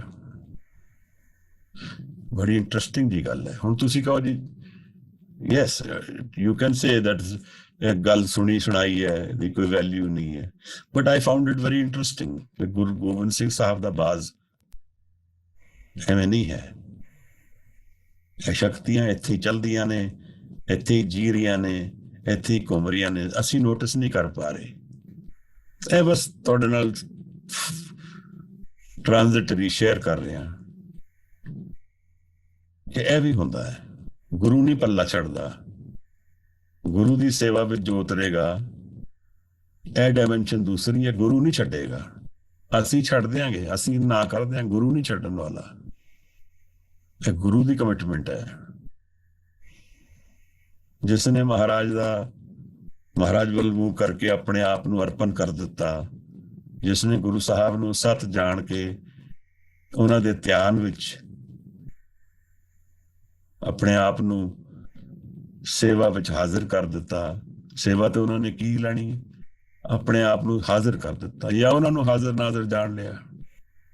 ਜਿਸ ਨੇ ਗੁਰੂ ਸਾਹਿਬ ਨੂੰ ਪਿਆਰ ਨਾਲ ਪੁਕਾਰ ਲਿਆ, ਉਹ ਕਿਧਰੇ ਨਹੀਂ ਗਏ ਹਨ। ਮੇਰਾ ਇੱਕ ਕਜ਼ਨ ਹੈ, ਉਹ ਤਹਿਰਾਨ ਰਹਿੰਦਾ ਹੁੰਦਾ ਸੀ। ਜਦੋਂ 84 ਦੇ ਦੰਗੇ ਹੋਏ ਤਾਂ ਉਹ ਪਰੇਸ਼ਾਨ ਬਹੁਤ ਹੋਇਆ, ਤੇ ਉਹ ਜ਼ੋਰ ਜ਼ੋਰ ਦੀ ਬੋਲਣ ਲੱਗਾ ਕਿ ਕਿੱਥੇ ਨੇ ਗੁਰੂ ਗੋਬਿੰਦ ਸਿੰਘ, ਹੁਣ ਇਹ ਸਭ ਕੁਝ ਹੋ ਰਿਹਾ ਹੈ। ਛੋਟੀ ਉਮਰ ਵਿੱਚ ਰਿਵੋਲਟ ਹੁੰਦਾ ਹੀ ਮਨ ਵਿੱਚ। ਕਈ ਵਾਰ ਬੋਲਿਆ ਤੇ ਉਹਨੇ ਕਿਹਾ, ਤੀਜੀ ਚੌਥੀ ਵਾਰੀ ਬੋਲਣ ਤੋਂ ਬਾਅਦ ਇੱਕਦਮ ਡਰ ਗਿਆ। ਕਹਿੰਦਾ ਮੇਰੇ ਸਾਹਮਣੇ ਆ ਕੇ ਖਲੋ ਗਏ। ਕਹਿੰਦਾ ਉਸ ਤੋਂ ਬਾਅਦ ਮੈਂ ਕਈ ਦਿਨ ਬੋਲਿਆ ਨਹੀਂ ਹਾਂ। ਅਸੀਂ ਇਹ ਸਾਰੀ ਚੀਜ਼ ਨੂੰ ਸਮਝ ਨਹੀਂ ਰਹੇ ਹਾਂ, ਪਰ ਇਹ ਮਨ ਦੀ ਉਲਝਣ, ਮਨ ਦੀ ਕਨਫਿਊਜ਼ਨ ਤੋਂ ਪਰੇ ਇੱਕ ਸੱਤ ਹੈ ਮਨ ਦਾ, ਜਿਹਦੇ ਵਿੱਚ ਸਾਰੇ ਦਰਸ਼ਨ ਨੇ। ਉਸ ਨਾਮ ਦੀ ਕਮਾਈ ਨਾਲ, ਅਸੀਂ ਗੁਰੂ ਦੇ ਪ੍ਰੇਮ ਨਾਲ ਇਸ ਨੂੰ ਲਗਾ ਦਿਆਂਗੇ, ਜੀਵਨ ਨੂੰ ਜਾਣ ਲਵਾਂਗੇ, ਜੀਵਨ ਨੂੰ ਸੋਲਵ ਕਰ ਲਵਾਂਗੇ। ਇਹ ਭਰੋਸਾ ਮਨ ਵਿੱਚ ਹੋਣਾ ਚਾਹੀਦਾ ਹੈ। ਵੈਸੇ ਹੀ ਪਾਸਿੰਗ ਵਿੱਚ ਤੁਹਾਡੇ ਨਾਲ ਸ਼ੇਅਰ ਕੀਤਾ, ਕਿਉਂ ਗੁਰੂ ਸਾਹਿਬ ਦੀ ਯਾਦ ਵੀ ਆਉਂਦੀ ਹੈ ਕਈ ਵਾਰ। ਸੁਣੇ ਸਤ ਸੰਤੋਖ ਗਿਆਨ। ਫਿਰ ਕਹਿੰਦੇ ਨੇ ਕਿ 68 ਦਾ ਇਸ਼ਨਾਨ। ਹੁਣ ਇਹਨੂੰ 68 ਦੇ ਇਸ਼ਨਾਨ ਨੂੰ ਦੋ ਤਰ੍ਹਾਂ ਦੇਖ ਸਕਦੇ ਆ। ਹਿੰਦੂਇਜ਼ਮ ਵਿੱਚ 68 ਦਾ ਇਸ਼ਨਾਨ ਗਿਣਿਆ ਜਾਂਦਾ ਵੀ ਤ੍ਰਿਪਤ ਹੋ ਗਿਆ, ਪਹੁੰਚ ਗਿਆ, ਪੁੱਗ ਗਿਆ, ਸਾਰੇ ਤੀਰਥ ਦੇ ਇਸ਼ਨਾਨ ਕਰ ਲਏ, ਜੀਵਨ ਦੇ ਤਤ ਗਿਆਨ ਨੂੰ ਜਾਣ ਲਿਆ। ਤੀਰਥਾਂ ਦੀ ਕੋਈ ਲੋੜ ਨਹੀਂ ਹੈ, ਕੋਈ ਅਹਿਮੀਅਤ ਨਹੀਂ ਹੈ, ਪਰ ਇੱਕ ਵੇ ਆਫ ਸੇਇੰਗ ਹੈ ਕਿ ਹੁਣ ਪਹੁੰਚ ਗਏ। ਹੁਣ ਜਿੱਥੇ ਪਹੁੰਚੇ ਹਾਂ ਉੱਥੇ ਦੁਨੀਆ ਦਾ ਨਾਲ ਹੈ ਹੀ ਹੈ, ਇੱਕ ਇਹੋ ਜਿਹਾ ਗਿਆਨ ਨਾਲ ਹੈ, ਇੱਕ ਇਹੋ ਜਿਹਾ ਪ੍ਰੇਮ ਨਾਲ ਹੈ, ਇੱਕ ਇਹੋ ਜਿਹਾ ਆਨੰਦ ਨਾਲ ਹੈ ਜਿਹਦੇ ਨਾਲ ਦੁਨੀਆ ਬਦਲ ਗਈ ਹੈ। ਇੱਕ ਇਹੋ ਜਿਹਾ ਸਾਥ ਬਣ ਗਿਆ ਗੁਰੂ ਦਾ ਕਿ ਗੁਰੂ ਹੁਣ ਕੋਈ ਦੂਰ ਨਹੀਂ ਦਿਖਦਾ ਹੈ, ਗੁਰੂ ਨਾਲ ਨਾਲ ਚੱਲਦਾ ਹੈ। ਸੁਣਿਆ 68 ਕਾ ਇਸ਼ਨਾਨ। ਇੱਕ ਹੋਰ ਵਿਦਵਾਨ ਨੇ ਇਹਦੇ ਅਰਥ ਹੋਰ ਤਰ੍ਹਾਂ ਕੀਤੇ ਹੈ। ਉਹ ਕਹਿੰਦਾ 8 ਧਾਤੂਆਂ ਨੇ ਸਰੀਰ ਦੇ ਅੰਦਰ। ਹੁਣ ਇਹ ਬੜੇ ਟੇਢੇ ਜੇ ਹੈਂਡ, ਪਰ ਫਿਰ ਵੀ ਚਲੋ। ਉਹ ਕਹਿੰਦਾ ਸਰੀਰ ਵਿੱਚ 8 ਧਾਤੂਆਂ ਬਣੀਆਂ ਨੇ ਜਿਹਦੇ ਨਾਲ ਬਣਦਾ ਸਰੀਰ, ਔਰ 60 ਜਿਹੜਾ ਇਨਸਾਨ ਧੋਖਾ ਨਾ, ਦੁਨੀਆ ਦੇ ਧੋਖੇ ਵਿੱਚ ਫਸ ਗਿਆ। 68 ਇਹ ਪੂਰਾ ਸਰੀਰ ਦਾ ਇਸ਼ਨਾਨ ਹੋ ਗਿਆ ਨਾਮ ਵਿੱਚ। ਚਲੋ ਇਹ ਇੱਕ ਵਿਆਖਿਆ ਉਹਨਾਂ ਦੀ ਆਪਣੀ ਹੈ, ਉਹਨਾਂ ਨੇ ਕਹੀ, ਪਰ ਬੇਸਿਕ ਭਾਵ ਇਸ ਗੱਲ ਦਾ ਇਹ ਬਣਦਾ ਹੈ ਕਿ ਮੈਂ ਪਹੁੰਚ ਗਿਆ ਕਿਧਰੇ। ਹੁਣ ਆਨੰਦ ਪਿਆ ਮੇਰੀ ਮਾਏ, ਸਤਿਗੁਰੂ ਮੈਂ ਪਾਇਆ। ਸੁਣੇ ਦੀ ਉਸ ਪੌੜੀ ਤੇ ਆ ਕੇ ਗੁਰੂ ਸਾਹਿਬ ਨੇ ਸਾਰੇ ਭੰਡਾਰੇ ਖੋਲ ਦਿੱਤੇ ਹਨ। ਕਿਉਂਕਿ ਮਹਾਰਾਜ ਫਿਰ ਕਹਿੰਦੇ ਹੈ ਕਿ ਸੁਣਿਐ ਪੜ ਪੜ ਪਾਵੇ ਮਾਨ। ਇਸ ਸੁਣਨ ਨਾਲ, ਪੜਨਾ ਪੜ ਦਾ ਮਤਲਬ ਪੜਨ ਨਹੀਂ ਹੈ, ਇਸ ਸੁਣਨ ਦੇ ਕਰਨ ਨਾਲ, ਇਹਨੂੰ ਕਰ ਕਰਕੇ, ਇਹ ਸੁਣਨ ਦੇ ਕਰ ਕਰਕੇ ਮਾਣ ਮਿਲਦਾ ਹੈ। ਮਾਣ ਕਿੱਥੇ? ਦਰਗਾਹ ਵਿੱਚ। ਸਤ ਦਾ ਗਿਆਨ ਅਸਲ ਮਾਣ ਹੈ। ਸਤ ਦੇ ਗਿਆਨ ਵਿੱਚ ਜੀ ਲੈਣਾ ਅਸਲ ਜੀਵਨ ਹੈ। ਉਹਦੇ 'ਚ ਵਿਕਾਸ ਹੈ, ਖੇੜਾ ਹੈ। ਸਾਹਿਬ ਸਾਨੂੰ ਫਿਰ ਉਤਾਰ ਦਿੱਤੇ ਨੇ ਧਿਆਨ ਵਿੱਚ ਹੀ। ਹੁਣ ਸਮਝੋ ਕਿ ਕੋਈ ਸਿੱਖ ਗਿਆ ਗੁਰੂ ਕੋਲ, ਔਰ ਉਹ ਗੁਰੂ ਕੋਲ ਬੈਠ ਕੇ ਗੁਰੂ ਦੀ ਗੱਲ ਨਾ ਸੁਣੇ ਔਰ ਆਪਣੇ ਮਨ ਦੀ ਸੁਣੇ। ਇੱਥੇ ਫਰਕ ਆ ਗਿਆ ਕਿ ਮੈਂ ਆਪਣੇ ਮਨ ਦੇ ਦਰਸ਼ਨ ਵਿੱਚ ਹੀ ਬੈਠਾ ਰਿਹਾ, ਗੁਰੂ ਦੇ ਕੋਲ ਜਾਣ ਦਾ ਫਿਰ ਕੋਈ ਲਾਭ ਨਹੀਂ ਹੋਇਆ। ਤਾਂ ਸਾਹਿਬ ਸਾਨੂੰ ਸਮਝਾਉਂਦੇ ਨੇ, ਮਨ ਅਰਪੇ ਜੀ ਤੇ ਸੇਵਕ ਕੇ ਕਾਰਜ ਰਾਸ। ਜੋ ਮਨ ਅਰਪ ਦੇਗਾ ਗੁਰੂ ਨੂੰ, ਸੇਵ ਕਰਤ ਹੋਵੇ ਨਹਿ ਕਾਮੀ, ਬਿਨਾ डिजायर ਦੇ ਹੋ ਜਾਏ, ਥॉटलेस ਹੋ ਜਾਏ, ਇਸਕੋ ਹੋਤ ਪ੍ਰਾਪਤ ਸੁਆਮੀ। ਇਹਦਾ ਕੀ ਭਾਵ ਅਰਥ ਹੈ ਕਿ ਮੈਂ ਆਪਣੇ ਮਨ ਦੀ ਆਵਾਜ਼ ਨਾ ਸੁਣ ਕੇ ਗੁਰੂ ਦੀ ਸੁਣਨਾ ਸ਼ੁਰੂ ਕਰ ਦਿਆਂ। ਬੇਸਿਕਲੀ ਮੇਰਾ ਮਨ ਹੁਣ ਈਗੋ ਨੂੰ ਨਾ ਐਨਰਜਾਈਜ਼ ਨਾ ਕਰਕੇ ਸਟੇਬਲ ਮਾਈਂਡ ਦੇ ਗੁਰੂ ਨੂੰ ਲੱਭਦਾ ਫਿਰਦਾ। ਹੁਣ ਤਾਂ ਇਹ ਗੱਲ ਇੱਥੇ ਆਉਂਦੀ ਹੈ ਕਿ ਮਹਾਰਾਜ ਦੇ ਦਰਸ਼ਨ ਕਰਨ ਅਸੀਂ ਗਏ ਔਰ ਆਪਣੇ ਮਨ ਨੂੰ ਹੀ ਸੁਣਦੇ ਰਹੇ, ਜਾਂ ਆਪਣੇ ਪ੍ਰਸ਼ਨਾਂ ਨੂੰ ਹੀ ਸੁਣਦੇ ਰਹੇ, ਜਾਂ ਬਾਦਫਾ ਦੂਸਰਾ ਕੁਝ ਬੋਲ ਰਿਹਾ ਹੁੰਦਾ ਤਾਂ ਅਸੀਂ ਉਹਨਾਂ ਦੇ ਸੁਣਨ ਨੂੰ ਨਾ ਸੁਣ ਕੇ ਅਗਲੀ ਗੱਲ ਤੇ ਤਿਆਰ ਪਹਿਲੇ ਹੀ ਬੈਠਦੇ ਹਾਂ। ਤਾਂ ਅਸੀਂ ਆਪਣੇ ਮਨ ਦੀ ਸੁਣਦੇ ਜਾ ਰਹੇ ਹਾਂ। ਗੁਰੂ ਦੇ ਸਾਹਮਣੇ ਤੇ ਅਗਰ ਮਨ ਦੀ ਅਵਸਥਾ ਇਹੋ ਜਿਹੀ ਹੋਏ ਕਿ ਸਾਰੇ ਪ੍ਰਸ਼ਨ ਗਿਰ ਗਏ ਹਨ, ਮੈਂ ਸਾਹਮਣੇ ਆਇਆ ਤੇ ਕੋਈ ਪ੍ਰਸ਼ਨ ਹੀ ਨਹੀਂ ਰਿਹਾ, ਹੁਣ ਮੈਂ ਸੁਣਨ ਆਇਆ ਹਾਂ।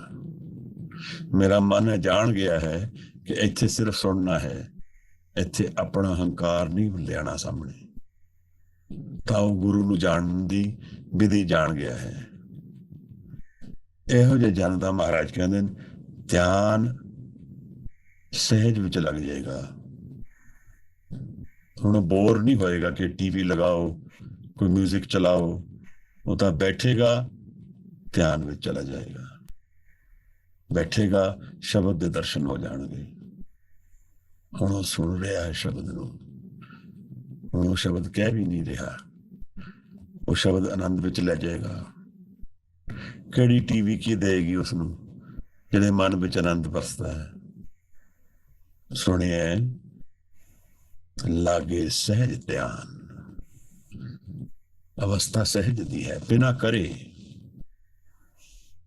ਇਸ ਤਰ੍ਹਾਂ ਵਿਚਾਰੀਏ ਤੇ ਧਿਆਨ ਵਿੱਚ ਜਾਣ ਵਾਸਤੇ ਕੀ ਕਰਨਾ ਹੈ? ਸਿਰਫ ਡਿਸਟਰੈਕਸ਼ਨਸ ਹਟਾਉਣੀਆਂ ਨੇ। ਧਿਆਨ ਤੇ ਮਨ ਦਾ ਸੱਤ ਹੈ। ਆਪ ਇਸ ਤਰ੍ਹਾਂ ਸਮਝਣਾ, ਮੇਰੇ ਕਰਨ ਕਰਕੇ ਧਿਆਨ ਡਿਸਟਰੈਕਟਡ ਹੈ। ਮੈਂ ਕਰਨਾ ਛੱਡ ਦਿਆਂ ਤਾਂ ਮਨ ਦਾ ਆਪਣੇ ਸੱਤ ਵੱਲ ਜਾਏਗਾ, ਧਿਆਨ ਵੱਲ ਚਲਾ ਜਾਏਗਾ। ਕੇਵਲ ਬੈਠਣ ਦੀ ਲੋੜ ਹੈ। ਉਹ ਜ਼ਾਜ਼ਨ ਦੀ ਗੱਲ ਹੈ ਪੂਰੀ। ਦੇਖੋ, ਇਹ ਕਮਾਈ ਸਾਨੂੰ ਕਰਨੀ ਹੈ। ਇਹ ਗੁਰੂ ਸਾਹਿਬ ਦੀ ਬਾਣੀ ਸਾਨੂੰ ਇਸ ਪਾਸੇ ਪ੍ਰੇਰ ਰਹੀ ਹੈ। ਇਹ ਅਸੀਂ ਗੁਰੂ ਨੂੰ ਮਿਲਣ ਆਏ ਹਾਂ। ਇਹ ਸੱਤ ਦੇ ਵਪਾਰੀ ਨੇ। ਇੱਥੇ ਸੱਤ ਕਮਾ ਕੇ ਜਾਈਏ, ਉਹ ਕਮਾ ਕੇ ਜਾਈਏ ਜਿਹੜਾ ਕੋਈ ਲੈ ਨਾ ਸਕੇ ਮੇਰੇ ਤੋਂ। ਮਨ ਦੇ ਨਾਲ ਮੈਂ ਉਲਝਣਾ ਹੈ ਔਰ ਮਨ ਨੂੰ ਜਿੱਤਣਾ ਹੈ। ਇਹ ਗੇਮ ਸਿੱਖੀ ਦੀ ਹੈ। ਜਦੋਂ ਗੁਰੂ ਸਾਹਿਬ ਕਹਿੰਦੇ ਹੈ, ਆਨੰਦ ਪਿਆ ਮੇਰੀ ਮਾਏ ਸਤਿਗੁਰੂ ਮੈਂ ਪਾਇਆ। ਜਿਸ ਦਿਨ ਗੁਰੂ ਨੂੰ ਅਸਲ ਵਿੱਚ ਪਾ ਲਿਆ, ਇਕਾਗਰ ਮਨ ਵਿੱਚ ਗੁਰੂ ਦੇ ਦਰਸ਼ਨ ਹੋ ਗਏ, ਗੁਰੂ ਨੂੰ ਜਾਣ ਲਿਆ, ਗੁਰੂ ਨੇ ਸ਼ਬਦ ਦੀ ਕਿਰਪਾ ਕਰ ਦਿੱਤੀ, ਤਾਂ ਆਨੰਦ ਦੇ ਦਰਵਾਜ਼ੇ ਖੁੱਲ ਗਏ ਹਨ। ਜਿਵੇਂ ਉਹ ਵੀਰ ਕਹਿੰਦੇ ਸੀ, ਸੁਖਮਨਾ ਨਾੜੀ, ਉਹ ਸਭ ਵਿੱਚੇ ਹਨ। ਦਸਮ ਦੁਆਰ, ਜੀਵਨ ਬਦਲਣਾ ਹੈ। ਅਸੀਂ ਅੱਜ ਜੀਵਨ ਨੂੰ ਦੇਖਣ ਦਾ ਜ਼ਰੀਆ ਬਦਲ ਦਈਏ, ਜੀਵਨ ਦਾ ਐਟੀਟਿਊਡ ਬਦਲ ਦਈਏ, ਪੂਰਾ ਜੀਵਨ ਬਦਲ ਗਿਆ। ਜੀਵਨ ਦੀ ਚਾਲ ਬਦਲ ਦਈਏ। ਕਿਹੜੀ ਚੀਜ਼ਾਂ ਤੋਂ ਮੈਂ ਅਟਰੈਕਟ ਹੋਵਾਂਗਾ, ਉਹ ਫਰਕ ਹੋ ਜਾਏਗਾ ਹੁਣ ਅੱਜ ਤੋਂ ਬਾਅਦ। ਕਿਸ ਚੀਜ਼ ਨੂੰ ਮੈਂ ਪ੍ਰਾਇੋਰਿਟੀ ਦੇ ਰਿਹਾ ਔਰ ਕਿਸ ਨੂੰ ਮੈਂ ਇੰਪੋਰਟੈਂਸ ਘੱਟ ਦੇ ਰਿਹਾ, ਇਹ ਸਭ ਮਨ ਦੇ ਹੁਣ ਚੋਇਸਿਸ ਤੇ ਆ ਗਈ ਗੱਲ। ਇਹ ਗੱਲ ਸਭ ਮਨ ਦੇ ਨਾਲ ਉਲਝ ਕੇ ਮਨ ਵਿੱਚ ਸ਼ਬਦ ਨੂੰ ਪ੍ਰਗਟ ਕਰਨ ਦੀ ਹੈ। ਇਸ ਨੂੰ ਅਸੀਂ ਜਾਣਨਾ ਹੈ, ਇਸ ਦੇ ਵੱਲ ਜਾਣਾ ਹੈ। ਸੁਣੀਏ ਦੀ ਇਸ ਪੌੜੀ ਵਿੱਚ ਮਹਾਰਾਜ ਸਾਨੂੰ ਧਿਆਨ ਵਿੱਚ ਉਤਾਰ ਦੇ ਰਹੇ ਹਨ। ਅਖੀਰ ਵਿੱਚ ਉਹੀ ਲਾਈਨ ਬਾਰ-ਬਾਰ ਰਿਪੀਟ ਕਰਦੇ ਨੇ, ਵਿਕਾਸ ਦੀ ਗੱਲ ਕਰਦੇ ਨੇ। ਨਾਨਕ ਭਗਤਾ ਸਦਾ ਵਿਕਾਸ। ਜੋ ਭਗਤ ਬਣ ਗਿਆ, ਜੋ ਪਹੁੰਚ ਗਿਆ, ਉਹ ਸਦਾ ਲਈ ਵਿਕਾਸ ਵਿੱਚ ਹੈ। ਉਹ ਵਿਕਾਸ ਦਾ ਰੂਪ ਹੀ ਹੈ। ਮਨਸੂਰ ਨੂੰ ਕੱਟ ਰਹੇ ਹਨ ਤੇ ਮਨਸੂਰ ਹੱਸਦਾ ਹੈ ਤੇ ਲੋਕ ਕਹਿੰਦੇ ਤੂੰ ਹੱਸ ਕਿਉਂ ਰਿਹਾ, ਤੇਰਾ ਤੇ ਸਰੀਰ ਕੱਟ ਰਹੇ ਨੇ। ਮਨਸੂਰ ਕਹਿੰਦਾ ਹੈ ਜਿਹਨੂੰ ਕੱਟਣਾ ਚਾਹੁੰਦੇ ਨਾ ਉਹ ਕੱਟ ਨਹੀਂ ਪਾ ਰਹੇ ਉਹਨੂੰ, ਉਹ ਤਾਂ ਸਦਾ ਲਈ ਹੈ ਭਾਈ। ਇਸ ਤਰ੍ਹਾਂ ਭਾਈ ਮਨੀ ਸਿੰਘ ਜੀ ਇੱਥੇ ਦੇਖਿਆ ਸੀ, ਭਾਈ ਦਇਆਲਾ ਦੇਖੇ, ਭਾਈ ਮਤੀ ਦਾਸ ਦੇਖੇ, ਭਾਈ ਸਤੀ ਦਾਸ ਦੇਖੇ। ਇਹਨਾਂ ਦੇ ਜੀਵਨ ਵਿੱਚ ਕੋਈ ਉਲਝਣ ਨਹੀਂ ਸੀ ਜਿਵੇਂ ਸਾਡੇ ਜੀਵਨ ਵਿੱਚ ਹੈ। ਇਹ ਤਾਂ ਮੌਤ ਨੂੰ ਆਵਾਜ਼ ਮਾਰ ਕੇ ਵਿੱਚ ਚਲੇ ਗਏ ਹਨ। ਕਾਰਨ ਕੀ ਹੈ? ਇਸ ਜਿਵੇਂ ਮੌਤ ਨੂੰ ਕੋਈ ਮਜ਼ਾਕ ਬਣਾ ਦੇ ਕਿ ਤੂੰ ਮੇਰਾ ਕੁਝ ਵਿਗਾੜ ਹੀ ਨਹੀਂ ਪਾਏਗਾ। ਇਹ ਨਾਮ ਦੀ ਫਿਜ਼ੀਕਲ ਰਿਪਰੈਜ਼ੈਂਟੇਸ਼ਨ ਹੋ ਗਈ। ਨਾਮ ਤਾਂ ਮਨ ਦੇ ਵਿੱਚ ਹੈ, ਪਰ ਸਰੀਰ ਦੇ ਜ਼ਰੀਏ ਹਾਜ਼ਰ ਕਰ ਦਿੱਤਾ ਕਿ ਨਾਮ ਤੋਂ ਮੈਂ ਕਿਤਨੀ ਅਵਸਥਾ ਵਿੱਚ ਪਹੁੰਚਿਆ ਹੋਇਆ ਕਿ ਸਰੀਰ ਨੂੰ ਕੱਟ ਦੇਣਾ, ਜਲਾ ਦੇਣਾ, ਆਰੇ ਨਾਲ ਚਿਰਾ ਦੇਣਾ, ਕੋਈ ਫਰਕ ਨਹੀਂ ਪੈਂਦਾ ਮੈਨੂੰ। ਇਹ ਮੇਰੀ ਮਾਨਸਿਕ ਅਵਸਥਾ ਦੀ ਪ੍ਰਗਟਾਵਾ ਹੈ। ਨਹੀਂ ਤਾਂ ਕਿਵੇਂ ਹੋਏਗਾ? ਮੈਨੂੰ ਕੋਈ ਜਰਾ ਸੂਈ ਲਗਾਉਂਦਾ ਮੈਨੂੰ ਉੱਥੋਂ ਦਰਦ ਹੁੰਦਾ ਹੈ, ਪਰ ਇਹ ਬਦੇ ਨੇ ਸਰੀਰ ਤੋਂ। ਕਿਸੇ ਨੂੰ ਅੱਗ ਲੱਗ ਰਹੀ ਹੈ, ਉਹ ਕਹਿੰਦਾ ਕੋਈ ਫਰਕ ਨਹੀਂ ਪੈਂਦਾ। ਕੋਈ ਆਰੇ ਨਾਲ ਚਿਰਾਇਆ ਜਾ ਰਿਹਾ, ਉਸ ਨੂੰ ਫਰਕ ਨਹੀਂ ਪੈ ਰਿਹਾ। ਇਹਨਾਂ ਦੀ ਮਾਨਸਿਕ ਬ੍ਰਹਮ ਗਿਆਨ ਦੀ ਅਵਸਥਾ ਫਿਜ਼ੀਕਲ ਵਿੱਚ ਦਰਸ਼ਨ ਹੋ ਰਹੇ ਹਨ। ਔਰ ਨਾਲ ਗੁਰੂ ਦੀ ਗੱਲ ਤਾਂ ਬਹੁਤ ਪਾਰ ਦੀ ਹੈ। ਗੁਰੂ ਨੇ ਤਾਂ ਔਰੰਗਜ਼ੇਬ ਮੁਗਲ ਰਾਜ ਨੂੰ ਖਤਮ ਕਰਨ ਦਾ ਨੀਂਹ ਪੱਥਰ ਰੱਖ ਦਿੱਤਾ। ਬਹਾਦੁਰਗੜ੍ਹ ਵਿੱਚ ਪਟਿਆਲੇ ਦੇ ਨੇੜੇ ਗੁਰਦੁਆਰਾ ਬਣਿਆ, ਉੱਥੇ ਮਹਾਰਾਜ ਰੁਕੇ ਹਨ ਰਾਤ ਨੂੰ। ਉੱਥੇ ਜੋ ਪੀਰ ਹੈ ਉਹ ਪੁੱਛਦਾ ਸਾਹਿਬ ਨੂੰ ਤੁਸੀਂ ਕਿਉਂ ਜਾ ਰਹੇ ਹੋ? ਮਹਾਰਾਜ ਕਹਿੰਦੇ ਇਹ ਸਰੀਰ ਜਿਹੜਾ ਹੈ ਨਾ, ਇਹਦੇ ਸਿਰ ਤੇ ਫੋੜਾਂਗਾ, ਇਹਦੇ ਕਰਮ ਖਤਮ ਕਰ ਦੇ। ਇਹ ਕਰਮ ਨੇ ਨਾ ਜਿਹਦੇ ਕਰਕੇ ਕਰੀ ਜਾ ਰਿਹਾ। ਸਾਨੂੰ ਕੀ ਦਿਖਦਾ ਜੀਵਨ ਬਾਰੇ, ਔਰ ਇਹ ਲੋਕ ਜੀਵਨ ਕੀ ਦੇਖਦੇ ਨੇ? ਇਹ ਅਵਸਥਾ ਮਨ ਦੀ ਜਿਹੜੀ ਹੈ, ਇਹ ਕੁਝ ਹੋਰ ਹੀ ਰੰਗ ਲਿਆਂਦੀ ਹੈ। ਇਹ ਫੇਅਰਲੈਸ, ਡੈਥ ਤੋਂ ਫੇਅਰਲੈਸ ਹਨ। ਜਿਵੇਂ ਭਗਤ ਕਬੀਰ ਮਜ਼ਾਕ ਬਣਾਉਂਦੇ ਨੇ ਮੌਤ ਦਾ। ਮੌਤ ਤੇ ਚਲੋ, ਜੀਵਨ ਵੀ ਰੰਗ ਹੋਰ ਲਿਆਏਗਾ। ਫਿਰ ਇਹਨਾਂ ਲੋਕਾਂ ਦੇ ਸੰਕਲਪ ਕਿਧਰੇ ਜਾਂਦੇ ਨਹੀਂ ਹਨ। ਮਤਲਬ ਕੀ ਹੈ? ਜੋ ਗੁਰੂ ਸਾਹਿਬ ਨੇ ਜੋ ਦਰਸ਼ਨ ਕੀਤੇ, ਜੋ ਸੰਕਲਪ ਕੀਤੇ, ਉਹ ਸਦਾ ਹੀ ਸ੍ਰਿਸ਼ਟੀ ਵਿੱਚ ਹਾਜ਼ਰ ਨੇ। ਉਹ ਕਿਧਰੇ ਗਏ ਨਹੀਂ ਹਨ, ਉਹ ਜਾ ਹੀ ਨਹੀਂ ਸਕਦੇ। ਆਪਣੇ ਸਮੇਂ ਨਾਲ ਉਹ ਜ਼ਰੂਰ ਰੰਗ ਲਿਆਂਦੇ ਰਹਿਣਗੇ ਨਾਲ ਨਾਲ। ਔਰ ਇਹ ਕੋਰ ਤੇ ਜਿਹੜਾ ਚੇਂਜ ਹੈਗਾ, ਇਹਨੂੰ ਸਾਹਮਣੇ ਆਉਂਦੇ ਆਉਂਦੇ ਸਮਾਂ ਚਾਹੇ ਲੱਗ ਜਾਏਗਾ। ਪਰ ਅਗਰ ਅੱਜ ਦੇਖੀਏ ਕਿ ਸਪਿਰਿਚੁਅਲਿਟੀ ਦੀ ਸਪੇਸ ਕਿਸ ਦੇ ਨਾਲ ਭਰੀ ਹੋਈ ਹੈ, ਇਹ ਵਰਲਡ ਦੀ ਜਿਹੜੀ ਸਪਿਰਿਚੁਅਲ ਸਪੇਸ ਹੈ, ਉਹਦੀ ਹੁਣ ਕੀ ਕਾਲਿੰਗ ਹੈ ਦੁਨੀਆ ਦੀ?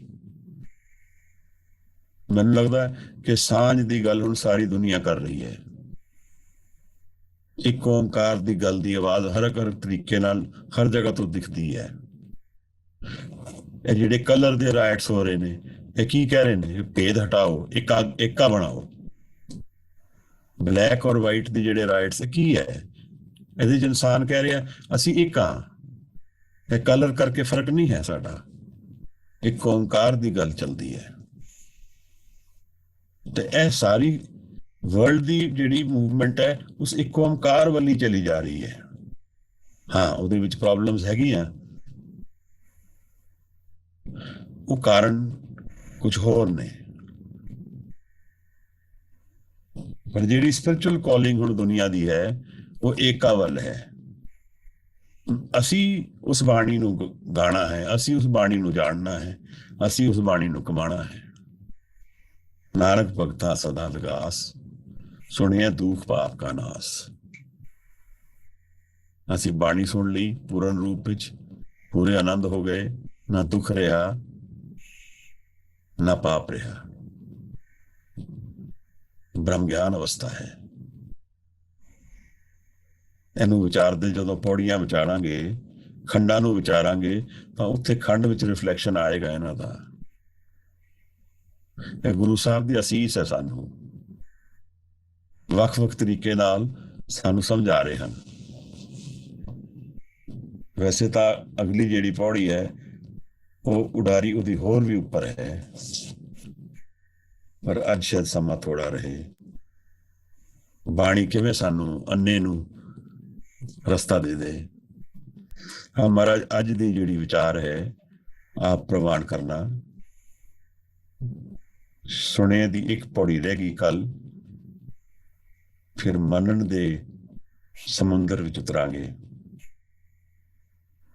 ਦਰਸ਼ਨ ਮੰਨਣ ਦੇ ਕਰਾਂਗੇ। ਕੋਈ ਕੁਝ ਕਹਿਣਾ ਚਾਹੇ, ਕੋਈ ਪ੍ਰਸ਼ਨ ਹੋਣ ਤਾਂ ਮੋਸਟ ਵੈਲਕਮ।